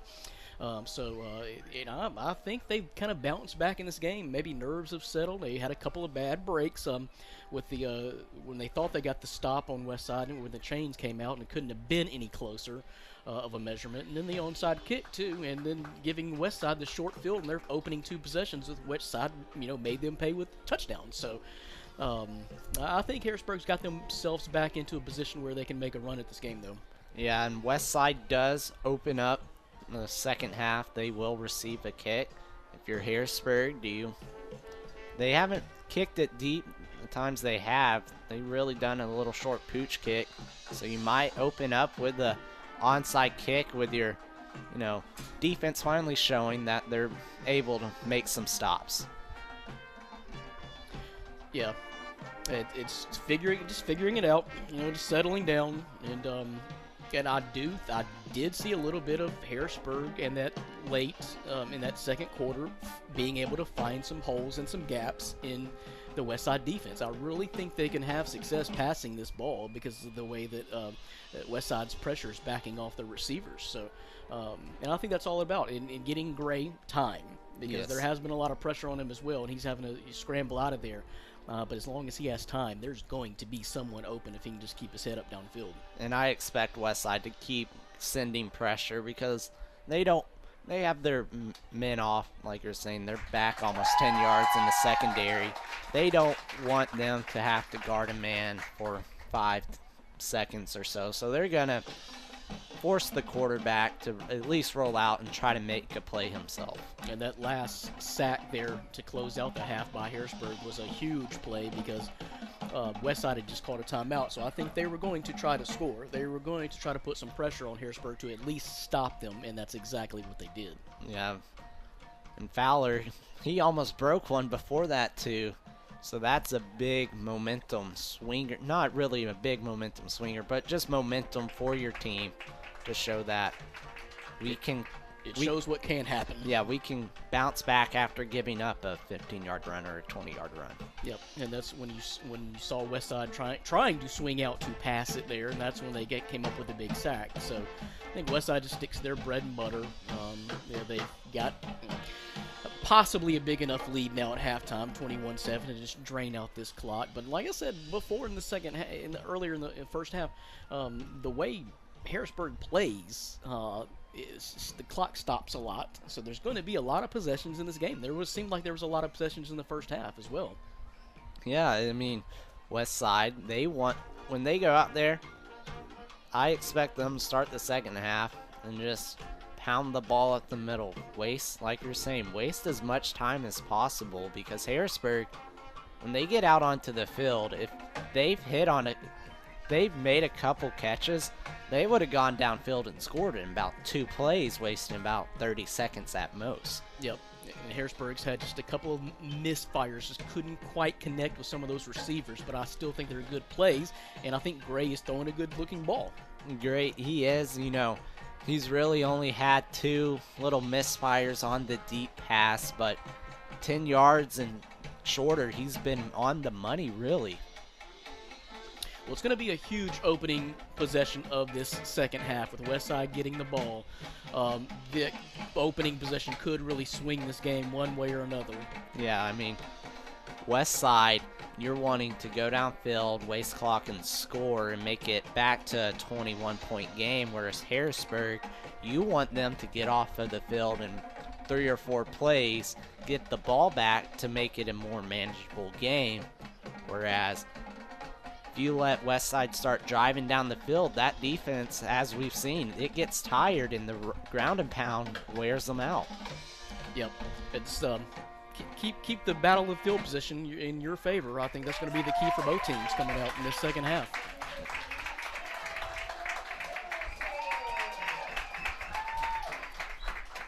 And that will be it. We have about 8:30 left in halftime. We're going to send it back to break. You're watching Westside football here on Tubetown.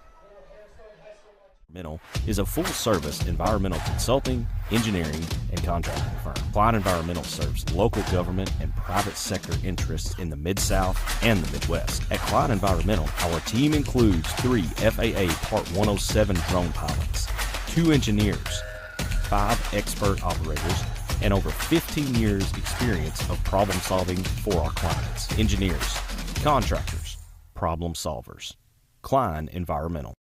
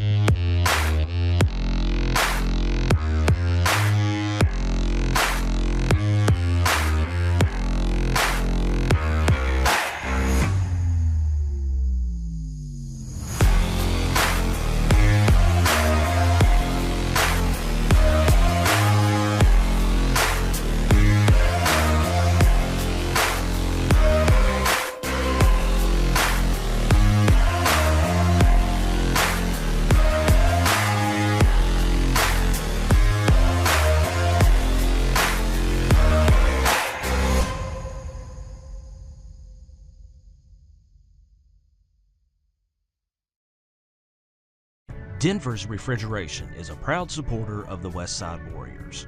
Just like the Westside School District strives for excellence by engaging learners, empowering minds, and educating all, Denver's Refrigeration strives for excellence by providing you with knowledgeable staff, quality workmanship, and speedy service. At Denver's Refrigeration, we believe it's a great time to be a Westside Warrior. Denver's Refrigeration, 3501 East Parker Road in Jonesboro. At Ritter Communications, we're dedicated to being a caring community partner. We invest in the communities we serve by supporting local nonprofits, academic programs, local athletics, and events that bring us together. We create the connections that strengthen our communities. Ritter Communications, right by you.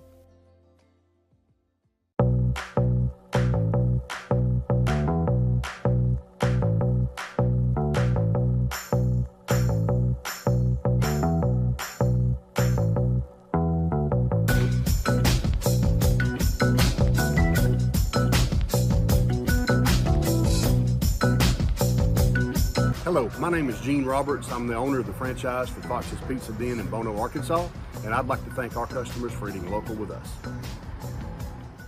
Looking for an easy and convenient way to pay your Ritter Communications bill? Pay Near Me allows you to pay your bill at home with your mobile wallet, with your credit or debit card, or in cash, with over 30,000 locations nationwide. Whether you pay with cash, credit card, or directly from your bank account, know that we provide you with secure and convenient ways to pay your bill. Ritter Communications, right by you.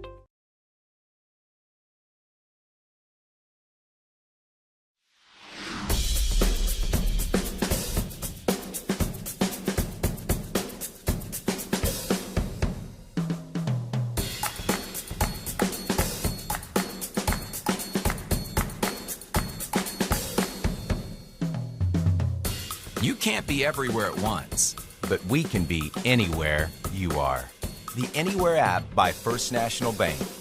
Putting you first, always. Our family relies on the internet every day. We both work from home at times, so our Wi-Fi just has to be there. We learn with it, laugh with it, and count on it for all kinds of things in our home. Your family depends on strong internet and Wi-Fi. That's why Ritter provides fast internet speeds to meet your needs every day.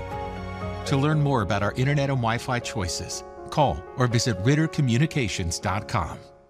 Before day one, life was very hard. It was depressing and lonely, and I wasn't really seeing the trueness that I could be seeing. I experienced amazing things. I experienced friendship, true love, and the Holy Spirit, and I do not regret going.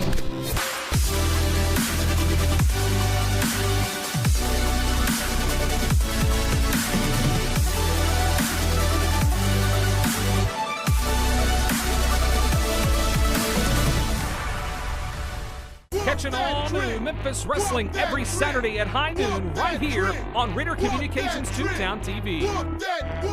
Memphis Wrestling is back and better than ever.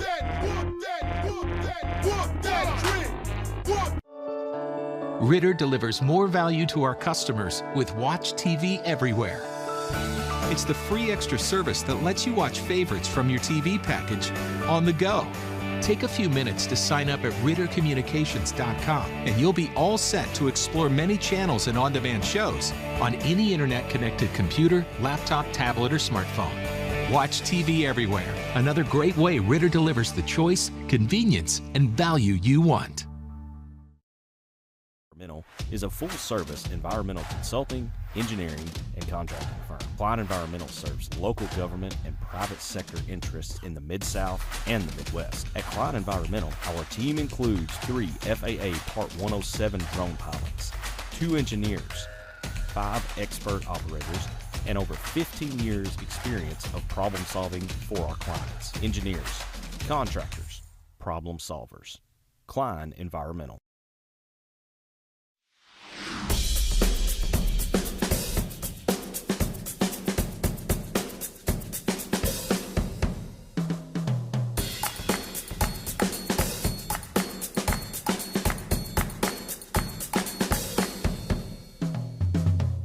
You can't be everywhere at once, but we can be anywhere you are. The Anywhere app by First National Bank. Putting you first, always. Ritter delivers more value to our customers with Watch TV Everywhere. It's the free extra service that lets you watch favorites from your TV package on the go.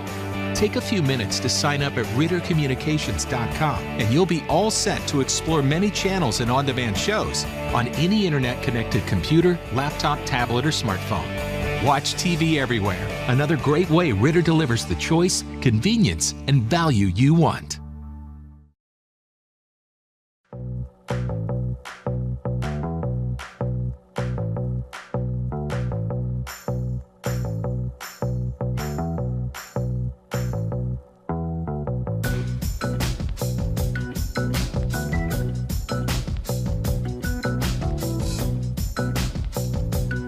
Hello, my name is Gene Roberts. I'm the owner of the franchise for Fox's Pizza Den in Bono, Arkansas, and I'd like to thank our customers for eating local with us.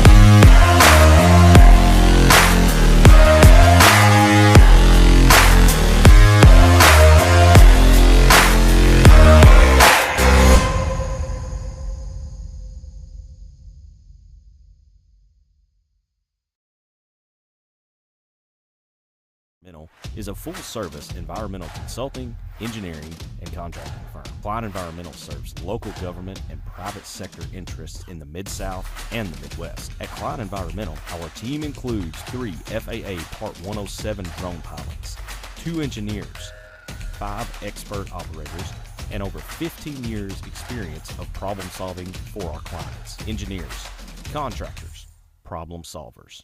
Klein Environmental.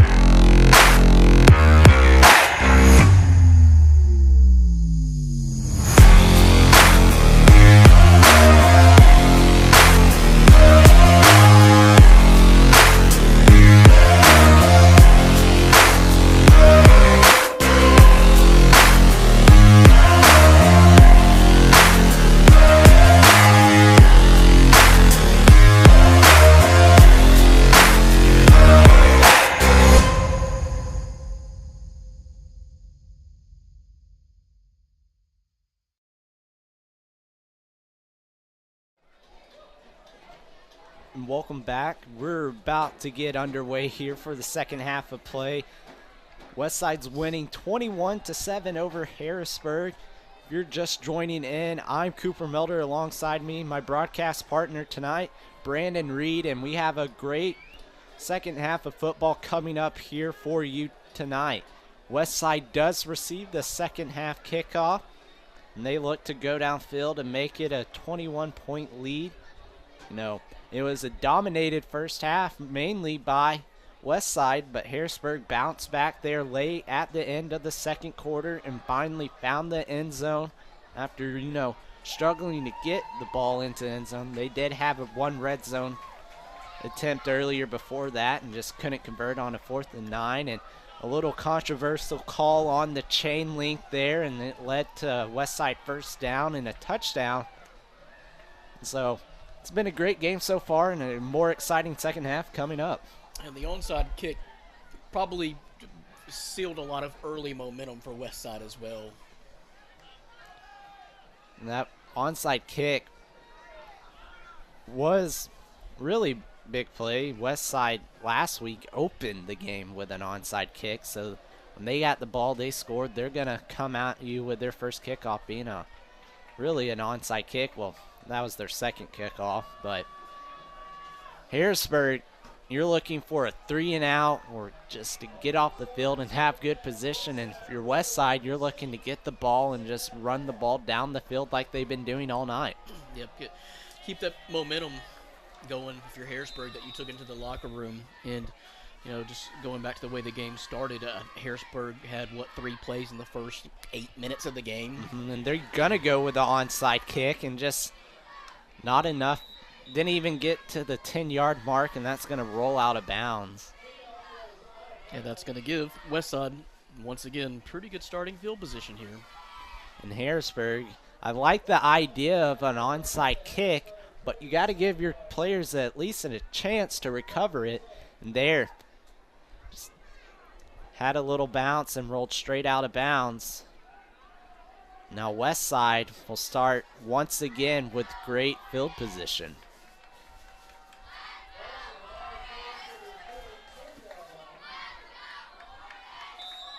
Yurda's going to leave his offense back out onto the field.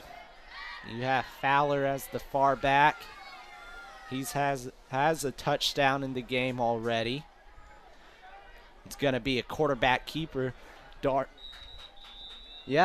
Fowler, great block there for a good little quarterback run. Yeah, Yurda really snuck through there. Bring up a 2nd and about 3 here for the Westside Warriors.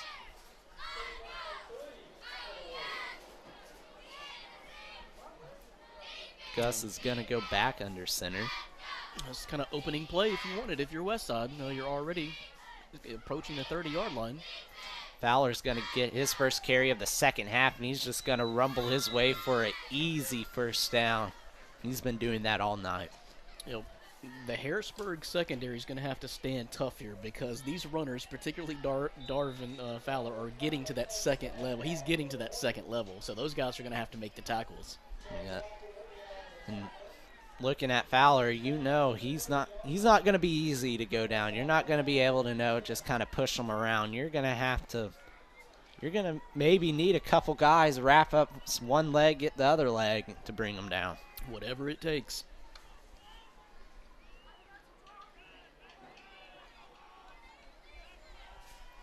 You're going to send Fowler into motion. They're going to do a little fullback dive there to number 44, Connor Crane. Connor Crane started the momentum for Westside. He has a touchdown on the board for him today. It'll just be a nice little 3-yard run, make it 2nd and 7. 10:20 left here in the third quarter.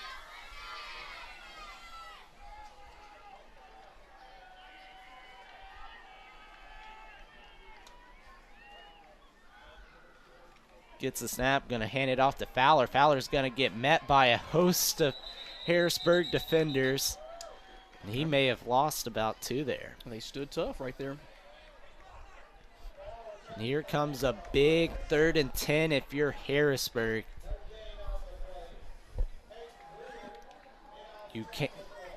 You're Harrisburg, you can't fully commit to the run. As we saw, if you fully commit, Westside will come out with a little quick pass and hit you for a long one. Yeah, they got 2 receivers outside. Fowler into motion. It's going to be a tight end quick, and he just bobbles it, and it's intercepted there by the defensive lineman. Unbelievable. And there's a flag. There is a flag. Now, that was a dangerous pass, though. I don't even think the tight end was ready for that. All the motion was going to the right side. They threw a little quick slant, but that was dangerous, and they're reacting. The Harrisburg sideline is reacting as if that is on Westside. I think it was a holding penalty, and they declined it. A big turnover there for Harrisburg. There's that turnover. So if you can get a score here, that kind of negates that onside possession you lost in the first quarter, and we got a ball game. Secondary still playing deep. Wonder if Harrisburg saw that and went into halftime. Talk about that. Gray's going to get the snap. He's going to keep it himself on the option. That's going to be Gus Yurda tackling him. Quarterback on quarterback action there. A lot of these guys are playing both ways, big both ways on both sides of the ball. Well, Gus is throwing touchdowns on offense. He's been making a bunch of great plays at the little, it's almost like a defensive end position there, or a linebacker. Gray's going to drop back, little quick pass. And that's what I'm talking about, Cooper. That right there. Caught there, number 3. They've got so much space that if you can just do those quick hitters, you're going to have an opportunity. And that's a first down, and you were preaching it all last half. There's get about 7 yards downfield and turn around. It's wide open every time. Yeah, just look at Tate in the slot there. Gray's going to step up. He wants to go deep. He's going to launch it to Tate, and Tate just drops it. Tate may have thought he was held, but that hit him in the hands. That's probably got to be caught. And Colton Carter on the coverage there caught a break as he just fell down, and Tate catches that. He's going to the end zone. But nonetheless, it's 2nd and 10 here for the Hornets. He had to come back for it a little bit, but still probably should have been a completion. And costly drops for Harrisburg in the first half, and we're now seeing it translate to the second half of play. Gray's going to get the snap. He's going to look to Tate again, and he's just going to get met at the line. Connor Crane there on the sack. Yep, no place to step up to that time. Along with number 21, Gavin Dodson, making the sack there, and that drop's looking a lot more costly than it did a couple seconds ago. And Westside, they've been bringing pressure all night. I saw a little bit of jawing with Tate, too, in the Westside defense. 8:30 left here. They're sending the pressure. It sure does look like it. Looks like they caught Fowler faking his blitz.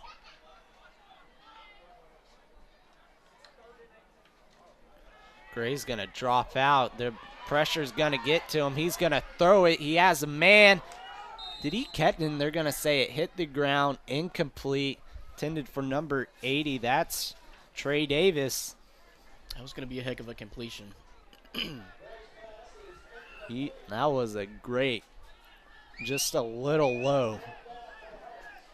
That brings up a 4th down and a big stop there from Westside to answer back. You know, he had the turnover on offense, and Harrisburg really had the momentum, but to get him off the field to punt, it's a big stop. And I like Gray's arm and what he can do. He's just got to have some time.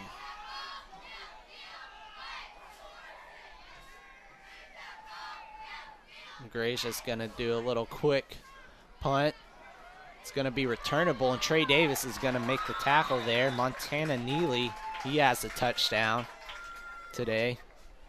So that brings back the Westside Warriors offense. You know, drive ended with a costly interception and a kind of too quick of a pass. A little questionable throw there. Yeah, unfortunately, Harrisburg could not capitalize on it. So Westside's going to come back out into their power eye with one lone receiver on the far side of the field. It's Montana Neely. Gus is going to get the snap, just going to toss it out to Fowler. Fowler has a couple blockers. He's going to power his way. He's going to, if he doesn't have the first down, it's going to be second and real close, and they're going to give it to him. Yep. Great run. Good cut back there. He had blockers the whole way. And that's what makes Darvin Fowler such a great runner. He could just go out and speed to the outside, but he takes it patiently. He follows his blockers, and then when he does that, we see him find the hole and break away for more yards. He had a lot of space on the right side on that play. It's going to be another quarterback sneak here on 1st and 10. Yeah, did you see that push, though? Wow. It's continuing to go on. He gets about 5 yards there. You know, when they were doing those quarterback sneaks on the 3rd and inches, on the 4th and inches, they were getting about 4 yards. So coach saw that and said, why not run it on 1st down? They're not going to expect and that. That's why they went for it on 4th down, too, on that play where they actually got it on the chain measurement. Mm-hmm. Because that was 4th and 5. That's not deep in your own territory, too. That's not someplace you just typically say, yeah, I have the confidence to do this. Yes. You're just going to get the snaps, just going to hand it back off to Fowler. And Fowler tried to break it to the outside there, but he didn't get anything. lost a yard on there, bringing it up about a 3rd and 6. And if you're Harrisburg, you have another chance to get off the field and get your offense back into good field position. Clock running a little bit quicker in this quarter. And we're now back, 6 minutes left in the 3rd.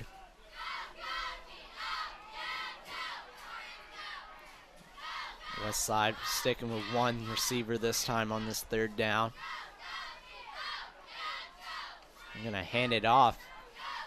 He's just going to get met right there at the line, bringing up a 4th down. That's number 21, Gavin Dotson, coming in for Fowler.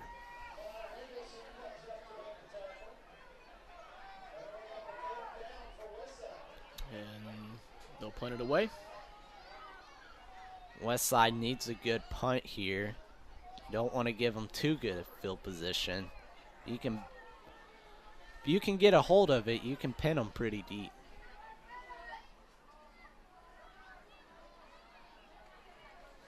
Punt is away, and that's going to be dropped right at the oh. And it was going to bounce backwards on them, so you'll take what you can get right there.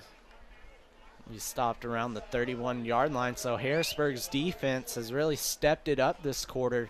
Now if you can get the offense going, you know, they had something going just for a little bit, and then the drop pass and then the sack really killed their last drive.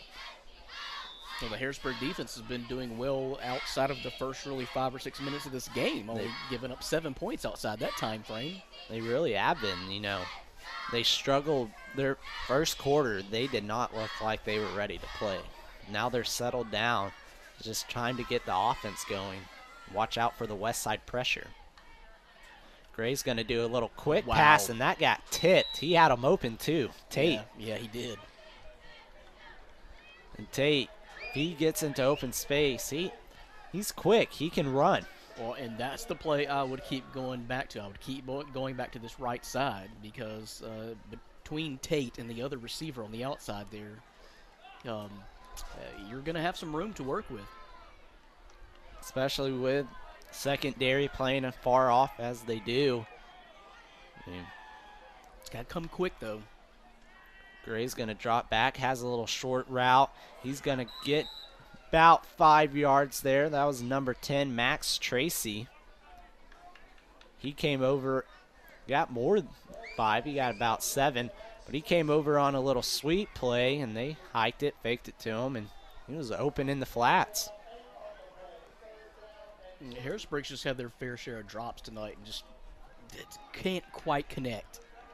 They're running good plays, though. It's 3rd and 2 here. Westside's most likely going to bring the blitz.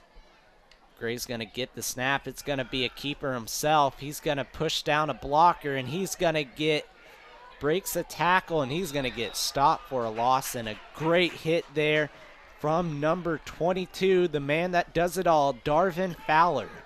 You know, and I thought that was a good play when it first developed, but the quarterback was running laterally too much and could not finally get to the corner.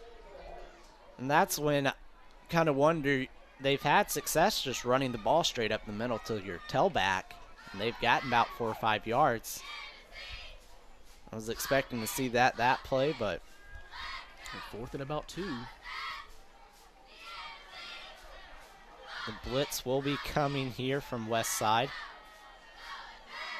4 minutes left to play. Gray's going to drop back. He has a man, and he's going to throw it, and just took too long, and here's the pass interference call. Wow. Got bailed out there. Yeah, there may have been some contact. That was going to be a tough completion.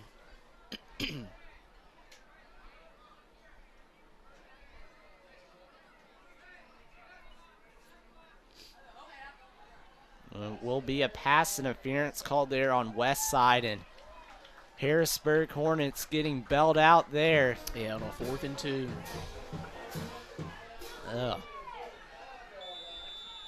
Westside did everything right on that play until the last second.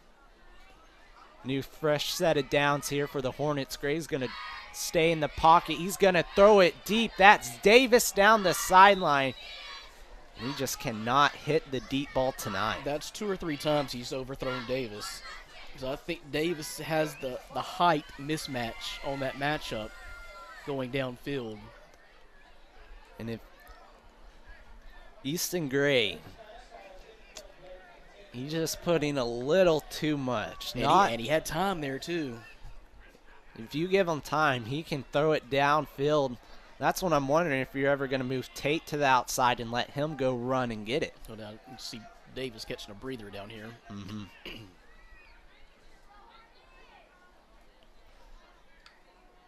Gray's going to get the snap. He's going to get pressured once again, and Westside's going to get to him. That's Tyler Watlington on the sack there, and Westside sent the house, and he came in untouched.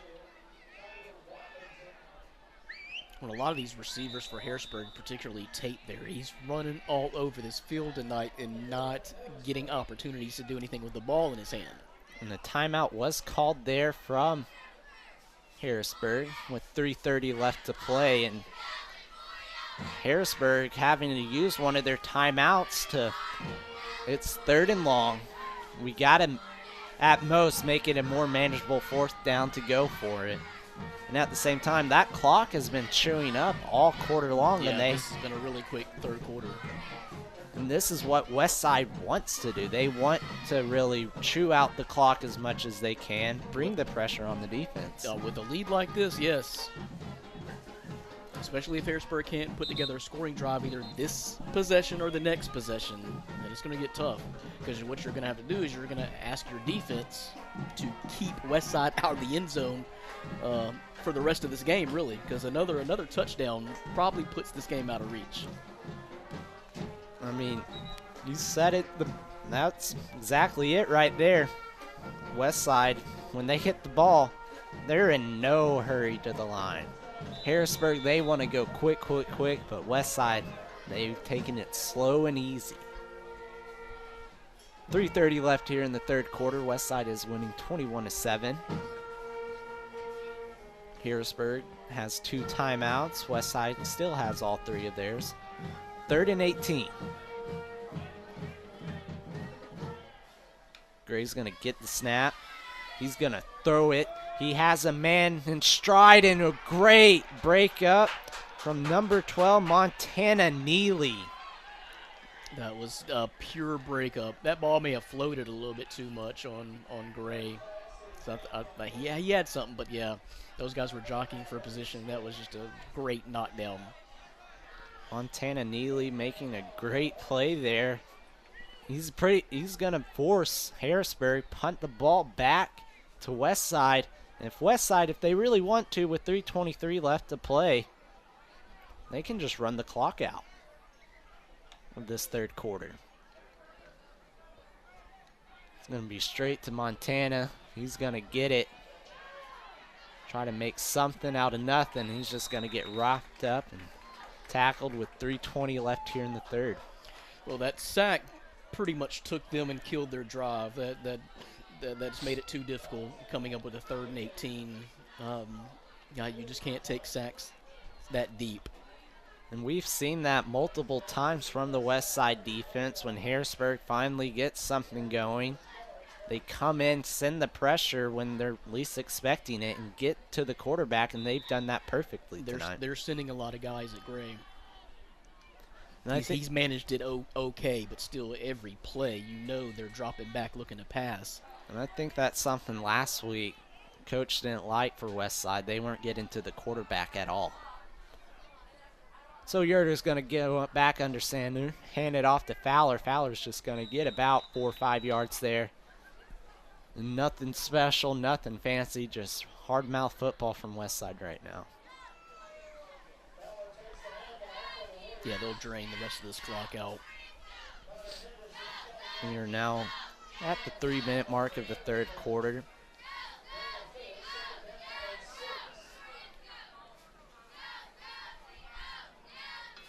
Yerda's going to go back under center. Gonna fake the handoff on the quarterback keeper. He has room to run, and he's gonna get the first down and more. A lot of room to run. That fooled me out pretty good. So that's a great play call. You know, up in the booth, you see everything kind of play out, but if that fooled me, I know for sure that fooled Harrisburg's defense.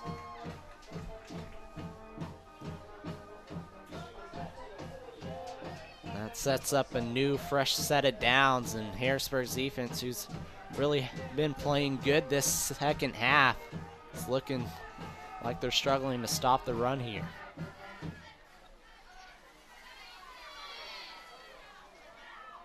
Almost got him to jump. Gonna hand it off to Fowler. Fowler's gonna fight for about 5 yards. And Fowler, he's getting met right at the line. He's hitting the hole and he's getting touched, but he's able to carry those defenders for just an extra 4 more yards, and that's been a big part of this offense. Yep, definitely a power back. And that line is getting a good push. That offensive line by Westside is really pushing the Harrisburg defensive line back pretty good. O-line doing great here for Westside, and just everything going Westside's way tonight. Minute 25 left here in the third quarter. Gonna hand it off to Connor Crane. Connor Crane has the outside. He has one man to beat. He makes a cut and he will get tackled. Touchdown saving tackle there from Trey Davis. What a run from Connor Crane. I thought he was gonna get his second touchdown. Well, and Crane showing the speed there too. You know, that was surprise speed from Crane. I didn't know he could move that quick. Yeah, he looks like a big back, but yes, he turned that corner really quickly, and you don't expect that out of that power eye. To hit the outside just like that, there was no one out there either. Harrisburg was definitely expecting a run up the middle.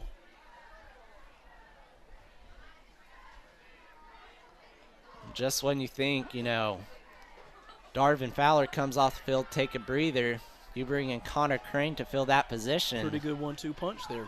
I don't think you really lose much with Crane in there. You throw them both in there. Fowler, after his breather, is just going to power his way for a couple yards. Got 5. Made something out of nothing. I think that's going to be the last play of this third quarter as we're approaching 30 seconds on the clock. Yeah, that was a pretty quick third quarter. And I think the clock may have stopped for a total about 2 minutes. It's been running.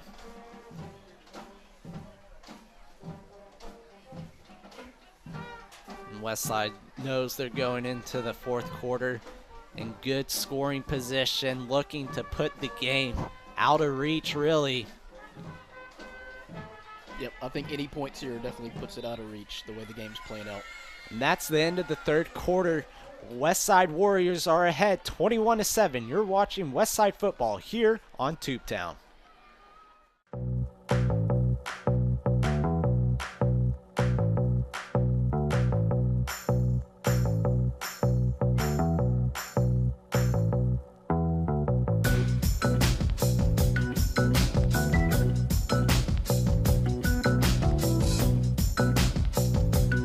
Hello, my name is Gene Roberts. I'm the owner of the franchise for Fox's Pizza Den in Bono, Arkansas, and I'd like to thank our customers for eating local with us.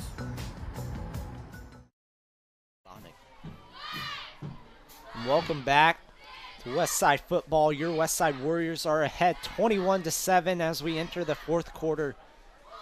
Westside's 12 minutes away from getting their first conference win of the season and really put them back into the race of the playoffs.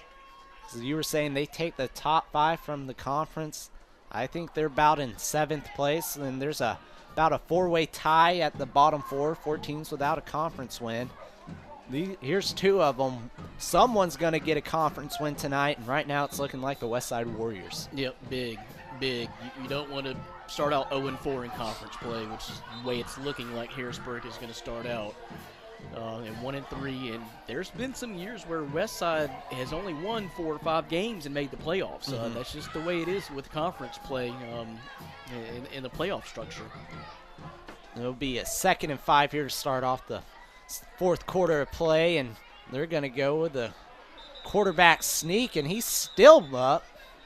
He's going to be about a yard short of the first down, bringing up a 3rd and short. Yeah, the Westside offensive line is kind of dominating the play right now. They're getting really good pushes, 3, 4, 5 yards. It's a 3rd and 3 coming up for Westside.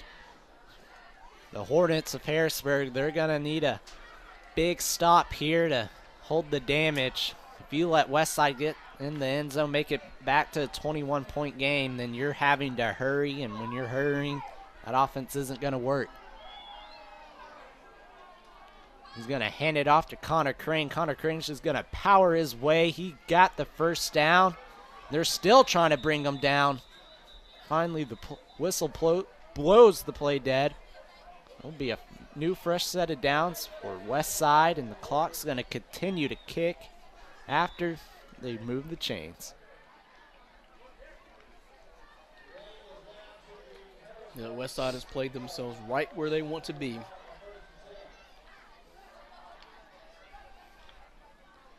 They got the ball back with about 3:30 left in the 3rd quarter. About a 4-minute drive so far. Yerta gets the snap. He's going to fake the handoff. He's going to get to the outside, and he's going to get tackled inbounds. So the clock will continue to tick away after a short little run.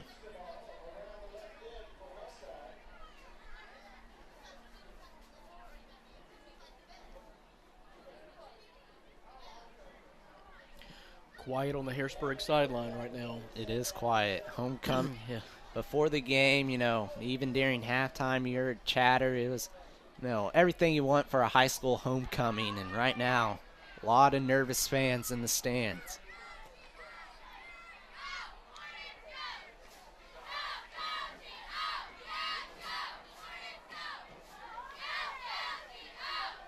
Connor Crane with another carry. He's going to fight his way. He's going to just keep on trucking his way down to about the 3 or 4 yard line with another first down. And Westside, they're putting it on Harrisburg, and they don't have an answer for it. Yep. Right as soon as that ball was snapped, there was like 4 guys that hit the ground there. So that push is so great right now for the Warriors. Shout out to the Westside offensive linemen. We may not be calling your names, but you're helping your team win now, and you're doing your job greatly.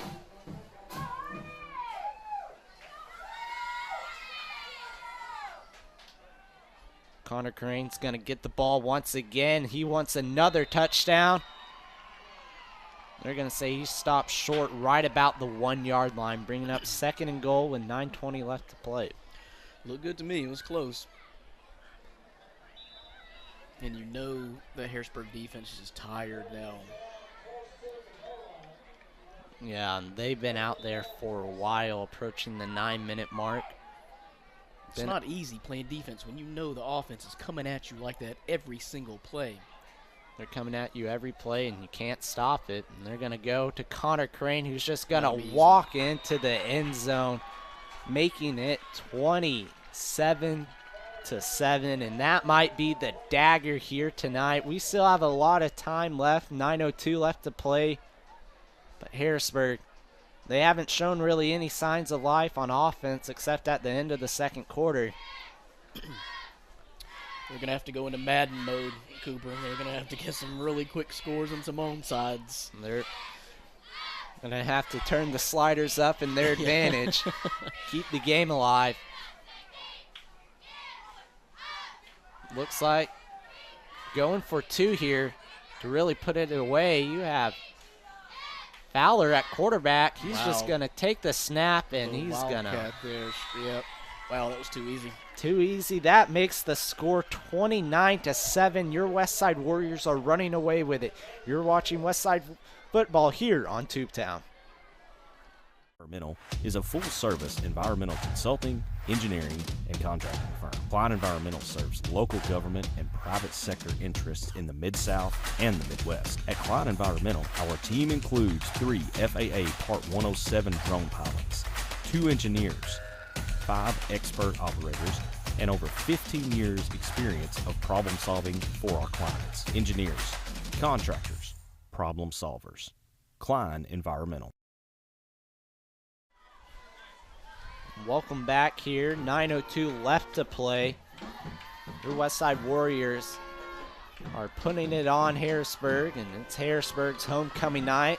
Which may give Westside a little more fire on the sideline, a spark of something to brew. I think you're right. That you love playing that role of spoiler, right? Yeah. It's always fun going on the road, getting that road win as they kick it deep this time. He's going to get about 15 yards there. And I'm not sure when the last time these two teams played, but of course, like you said, Harrisburg moving into the conference now, so they'll be seeing each other a lot more. And Harrisburg may schedule someone else for homecoming next year.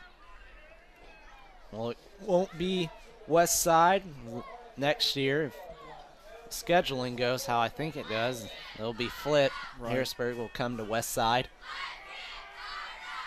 Right now, the only thing that matters is that your Westside Warriors are up big. Easton Gray's back out here trying to get something going for the Hornets, and it's just a drop pass, a great defensive play there from Brady Smith. Too many of those tonight. We've seen one at the beginning of the game that could have been a touchdown. Multiple in the second half. Something they're going to need to clean up next week if they want to finally get a conference win, as I'm pretty sure the Warriors are going to walk away with their first one tonight. Gray's going to step up into the pocket. He's just going to get met by Connor Crane, who has 2 touchdowns tonight for your Westside Warriors.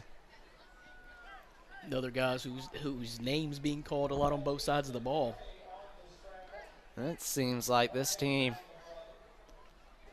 has no answer for Connor Crane, Gus Yerta, or even Darvin Fowler. Just doing it all tonight. 3rd and 10 here. 8:15 left here in the second half of play. Harrisburg needs to get something going. Gray's going to take the snap, quick little pass, and just overthrows his defender.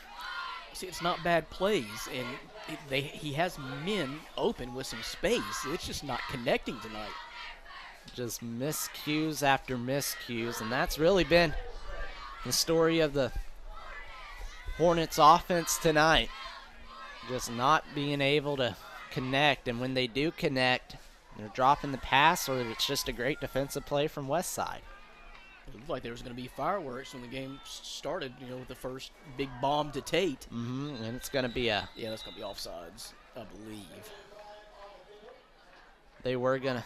Thought they were going to give them a free play. I was actually on the offense. Yeah. A false start. Wow. So 4th and 10, now a 4th and 15. Just nothing going right. Another flag. It's going to probably be a personal foul. Yeah, that had to be jawing. And that's going to be a personal foul penalty, and that's 15 yards. Well, or 10 in high school. Can't have that happen. It's coming unraveled at this point. High emotions as they're marking off the next 5 yards. Good, healthy Westside crowd in the house tonight, all standing for the most part, too. They're liking this. The Warriors most likely picking up their first conference win. They're enjoying it, so Gray's going to have to get something. He's going to get flushed out. He's going to throw a beautiful pass. Had a man, incomplete, a little touchy there. That wasn't the pass, though. He just couldn't corral that. It was a little high on his shoulder. Mm-hmm. But, man, I like the arm of Gray. And that will bring out the Westside Warriors offense in great field position. Harrisburg, they had to go for it there. No doubt about it. But when you get a false start and then emotions start running high and you get a personal foul penalty, things like that just going to happen in high school football as there's 8 minutes left to play here. We'll see how aggressive Coach Engel wants to get. I expect them to do exactly what they did last drive, just run the ball up the middle. He's probably going to no outside plays. You don't want to get out of bounds. Well, and again, this Harrisburg defense has got to be tired. Yes. No. Having to tackle that many times and face that offensive line with that push, play after play after play. Especially when your offense isn't getting anything going, and Fowler's just going to go untouched to the end zone. And if it wasn't over last touchdown, it's over now. Brings it to 35-7. The clock didn't run that play. Still 8 minutes left. They'll probably have that fixed soon. But Darwin Fowler now has 2 rushing touchdowns in tonight's game. PAT's going to be no good. So the score still stays 35-7. Your Westside Warriors are dominating. You're watching Westside football here on Tubetown.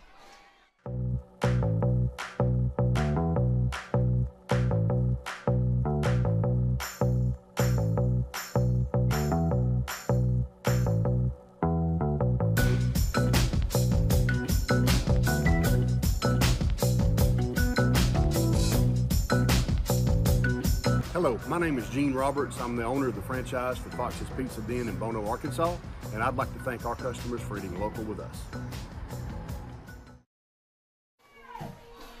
And we're back here, Westside.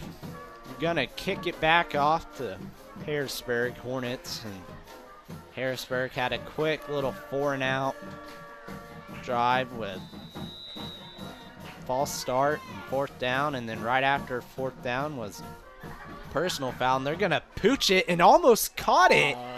That was close. Wow. Yeah, if you can kick an onside like that every time, you have a great chance, because then it's just a jump ball. There's a flag come in. I don't know. They may say illegal touching. Yeah, it was close. Yeah. But if you can kick it like that, that's... You do that perfect every time if you can get consistent at it. Bring in a lead blocker and have someone come in behind you and just catch it. It's a very effective onside kick. They're waving it off the penalty. Yeah.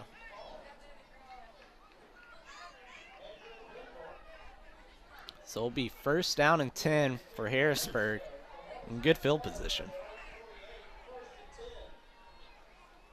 Yeah, Westside just finally wore the Hornets down, and as I was talking about the amount of possessions because of the style that Harrisburg plays, and they're not really getting first downs or doing much, so their defense has been on the field so much here tonight, and particularly in the second half. And Gray's just going to have no help at all. He's still up. He's trying to fight. He's going to gain. Wow. That's making something out of nothing. A flag comes in at the end of the play. But credit to Easton Gray. You know, that was fighting. He just broke out of the grasp of about 5 different Warriors. It's at the point of the game where you're probably going to lose. You're down 28. And it's all for naught. They call a holding? Yep. Wow. And the Harrisburg crowd did not like that either. But give us a break. That came from the back end, too, and it was late. It was a very late call. How much did that holding have to do with the final, result of the play? I don't think there was too much holding because the whole defensive line got through and Gray was running away from him. Yeah, it was a one-man show. Yes. So it'll be 1st and a mile here. It's going to be a quick route to Tate. Tate's going to get about 5 yards. That's what I've been looking for all night, Cooper. That's exactly what I've been looking for all night. I think that's been there so many times. You've been preaching it on air, off air, saying if they can just hit them in the short flat, you may only get 5 yards, but you're getting yards, and then as quick as he is, he can make something out of it. That's your version of a Darvin, Fowler run. Yeah. A little 4 or 5, yard hitter, and now Tate has to come out of the game. Whereas if you do that in the game, you don't have to get 20 yards every play. And Harrisburg's built to do that. And that's the kind of the spread and the formation they're running. You hit that a couple times, then you fake it for a stop and go. Sets up a good playbook as Gray's going to fire it out. And that. No, I think it was picked. No, it said hit the ground. Great attempt there. I thought he almost got there. That was number 12, Montana Neely. He's had a couple great plays on defense. He has a touchdown on offense with a great run, pitch and catch run from him. And brings up 3rd and forever. So we don't have an official scorekeeper statistician with us here tonight. How many times do you think Gray has thrown the ball? He's thrown about, if it's not a quarter, besides those 2 run plays, and then he's had a couple quarterback keepers, he's thrown the ball at least 30 times tonight. I was thinking around 30, yeah. I mean, he has thrown the ball a lot tonight. Gray's going to throw it again. He's going to step up in the pocket. He's going to get about 5 yards. Now that may have been that was a late hit, and there's the flag. Boom. A couple of them. Yeah, that was unnecessary. Yeah, that'll be a 15-yard penalty and give him a first down. No need for that. He was down for a bit.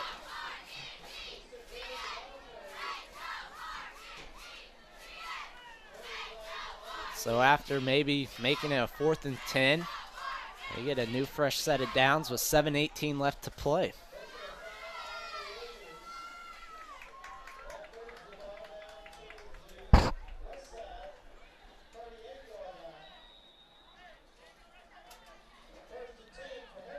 You have a bunch of 4 wide receivers on far right side of the field. Gray, lone man in the backfield.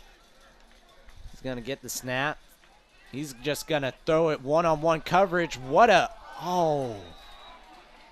Just can't quite connect. Number 4 there, Noah Brooks. He kind of got away with a push-off. And, well, Gray had to throw it when he threw it, too. Pressure was coming off the outside. Just another drop pass. 7:09 left to play. Pace of the game has slowed down a little bit now, too. However, this is what you're going to have with a passing team like Harrisburg. Bunch set once again. Wow. We're going to have a quarterback keeper. He's going to cut to the left side. He has a couple blockers, makes a guy miss, makes another move. Easton Gray's trying to do this himself. Helmet comes off. Lost his helmet and there comes another flag. He's fighting. I mean, he is fighting. They had a quadruple stack of receivers on the right side, and I think they saw that Easton Gray has the speed now, and so shift everybody to the right side and let him run. And after the first down, that's going to be another 15-yard penalty. And if there's more time, Harrisburg could get something going because Westside is just giving them free yards right now. And you look back at one of that big drive where they did hit Tate with the bomb on this end in the first quarter, and they did not score with 4 plays inside the 10. That drive hurt them. The onside kick hurt them when they intercepted here early in the second half and did not, or was that late first half? That was the start. That was Westside's first drive of the second half. And so they didn't capitalize off that turnover. Just executing at the wrong time when it's executing, but it's a little too late.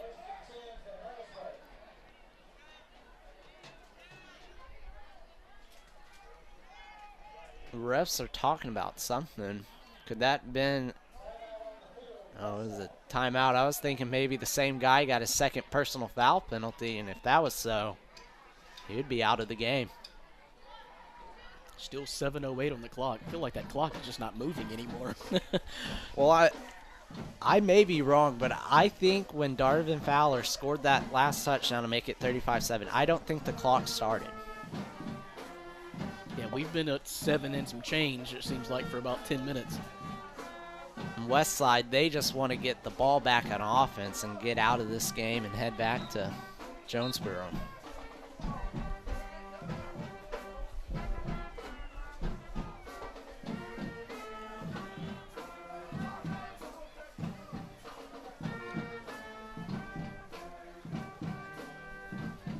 Westside's defense now trotting back onto the field.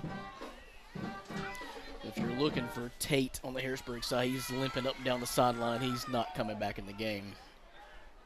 No, you hate to see it, but there's no reason to force them back out there in this type of game. You're down by 28. Gray's just going to get the snap. Quick slant. He had the touchdown. He's going to get met at the 1. If he would have kept running. Wow, I cannot believe they didn't cross the plane there. That was Noah Brooks on the reception. And I thought if he would have just kept running straight, but instead he tried to turn his whole self upfield. And there's no reason to, but that's what I want to see more in high school football. Is just the quick hitter plays. I mean, there's going to be guys open as long as you got a quarterback who can get the ball out quickly. Looks like they're bringing in a bigger man, Trey Blackwood, at the running back position. He's going to be the lead blocker. Yep. They're going to give it to him. They're going to say he got tripped up at the 1. Goodness, they've had some struggles inside the 10-yard line. So that brings up 2nd and goal from the 1. Westside trying to keep them out of the end zone. They've done it well all night. This drive has just been given to Harrisburg after costly penalties from the Warriors, and they were unreasonable.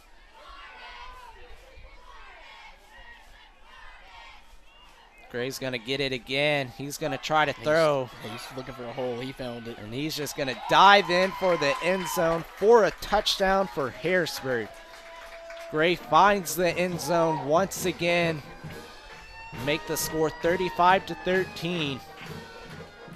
And this drive, if anything, penalty after penalty after penalty for the Westside Warriors, which we haven't seen that at all tonight. They've really played a really good game. You know, they had a couple offside penalties, but besides that, they played it pretty perfectly. Yeah, nothing too costly.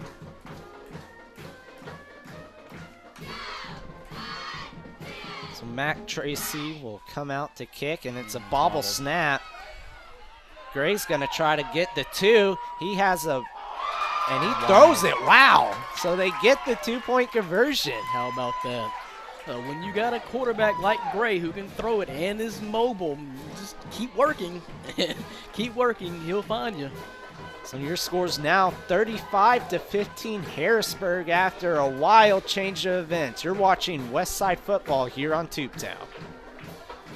Our family relies on the internet every day. We both work from home at times, so our Wi-Fi just has to be there. We learn with it, laugh with it, and count on it for all kinds of things in our home. Your family depends on strong internet and Wi-Fi. That's why Ritter provides fast internet speeds to meet your needs every day. To learn more about our internet and Wi-Fi choices, call or visit rittercommunications.com. Welcome back here to Westside football.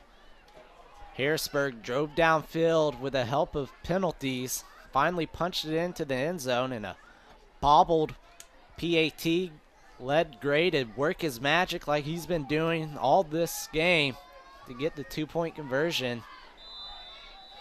Harrisburg's most definitely going to go with the onside kick here.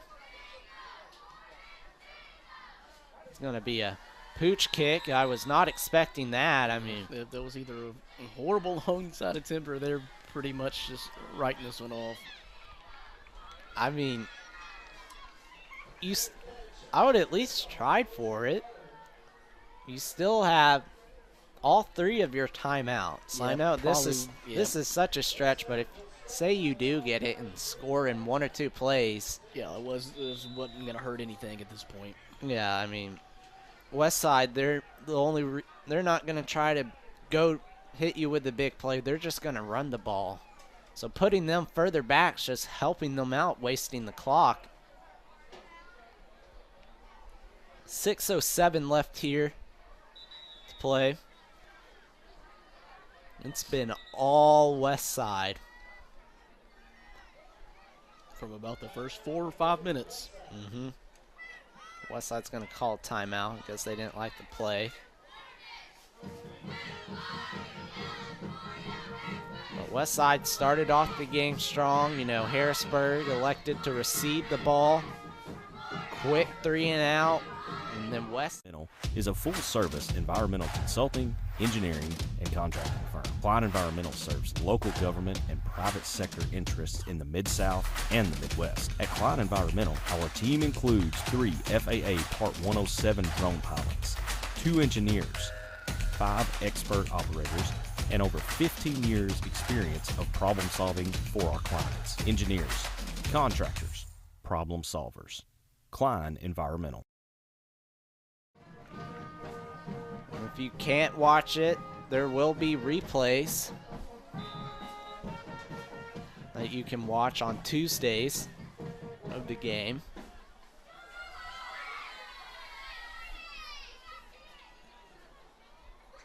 So Gus Yerta leads his offense back out onto the field, just hands it off to Darvin Fowler, and he's not going to get much, but he's not trying to do much. The only thing he wants to do is waste the clock. Yeah, still a few minutes to chew off this clock, just under 6. I was about to say I may give some of my younger guys some reps here, but, you know, a deep fumble and or something bad happens, and it may change the philosophy. So I need to just hold on to the ball and secure it and ride out this last 5 minutes. If you're going to have anyone secure the ball, might as well give it to Fowler because he doesn't fumble much.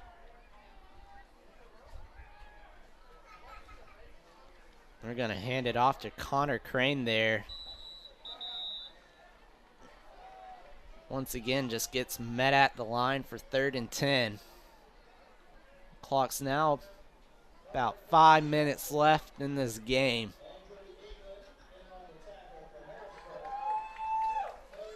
You know, first down here pretty much seal this game up. If you can stop them, get a quick score, anything can happen. It's high school football. Yep, lead sits at 20, 3 scores. And it's going to have to happen quick, though. And Yurda's going to do the quarterback keeper, and he's going to stay in bounds. And if he doesn't get tripped up there, he's gone. But he gets tackled out of bounds, and a flag comes in at the 50-yard line. Possibly horse collar, maybe.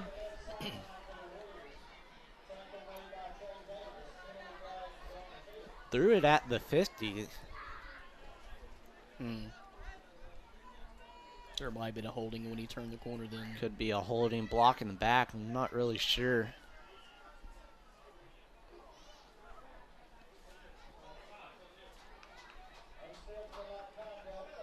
And then sportsmanlike conduct penalty on the Hornets. Not really sure what happened. Yeah, I had no idea what happened there. I was watching Yurda almost break one for a touchdown. They'll bring it up 1st and 10, and they're adding. Either way, it was unless it was a holding, that was going to be a first down. Yeah. They're going to move it up 15 yards, bring them right in at the 20 with 4:30 left to play. Oh, Westside sure is huddled. Westside was huddled 30 yards they were past the line of scrimmage. They got to run quite a bit. Now they're tired. Yeah. No. Might have to take a knee here. Just catch your breath after having a sprint to the line. No hurry, but I'm not sure I've seen that. Yeah. They were lined up a good 30 yards behind the line of scrimmage in their huddle. They're going to get a delay game penalty.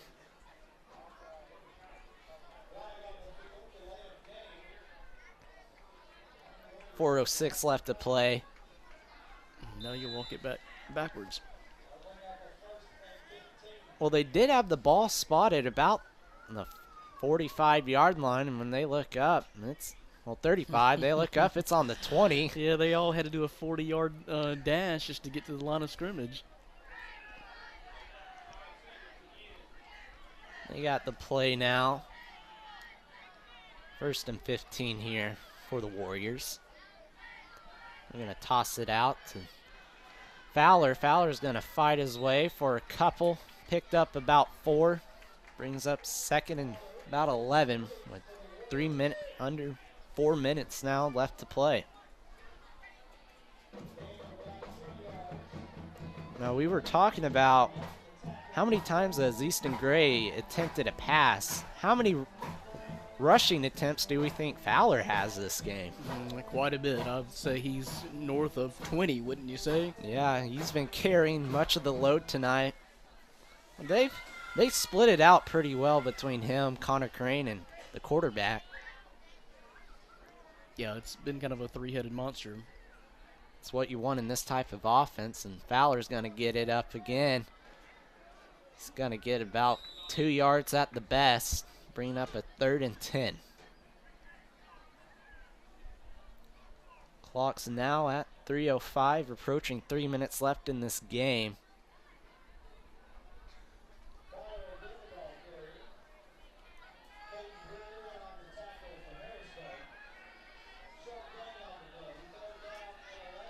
You know, it's good for Westside. Pick up some momentum, score some points, pick up a road win, and get ready for Pocahontas, top team in the conference, coming into your place next week.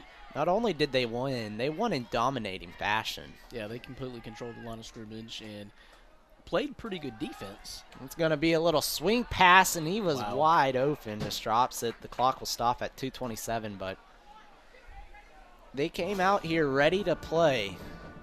And this is probably not a real easy team to prepare for in Harrisburg as much as they throw it, because you don't see offenses that often like this that are just going to spread it out and throw it up and down the field all game long.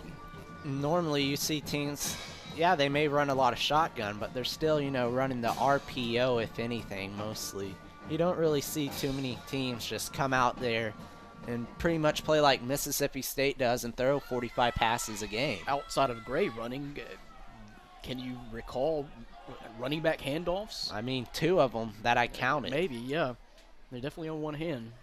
They're going to go for it on 4th down just to run the ball, and Harrisburg will get the ball back with 2:20 left.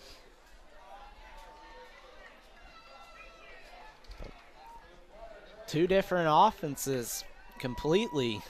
Harrisburg comes out there, you'll see the ball get aired out, deep passes, and when your Westside Warriors trot out onto the field for offense, they're handing the ball up straight up the middle.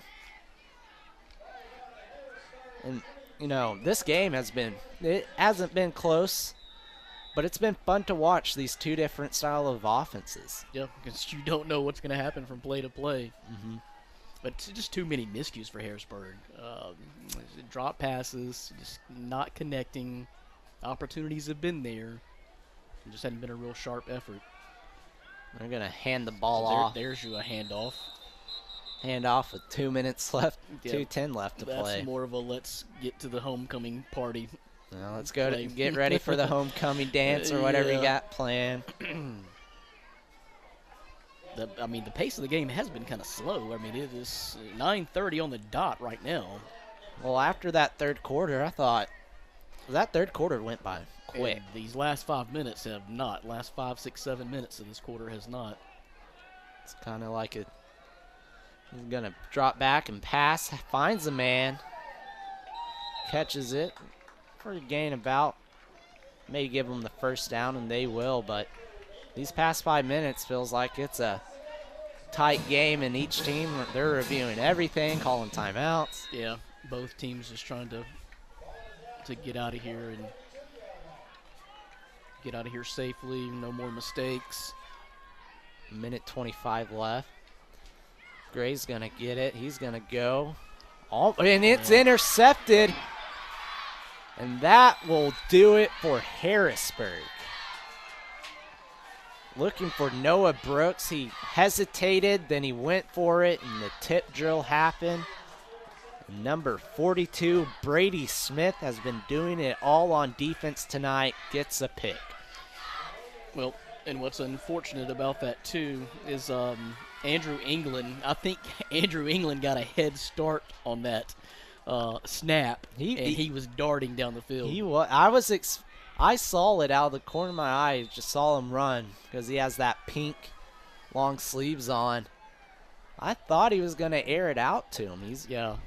Well, the way he broke, I think he got a really good break off the line. If he may have been a little early, so I thought that's where it was going, but it went underneath and just too much traffic there. And another pass tipped off some hands, and that's a dangerous play.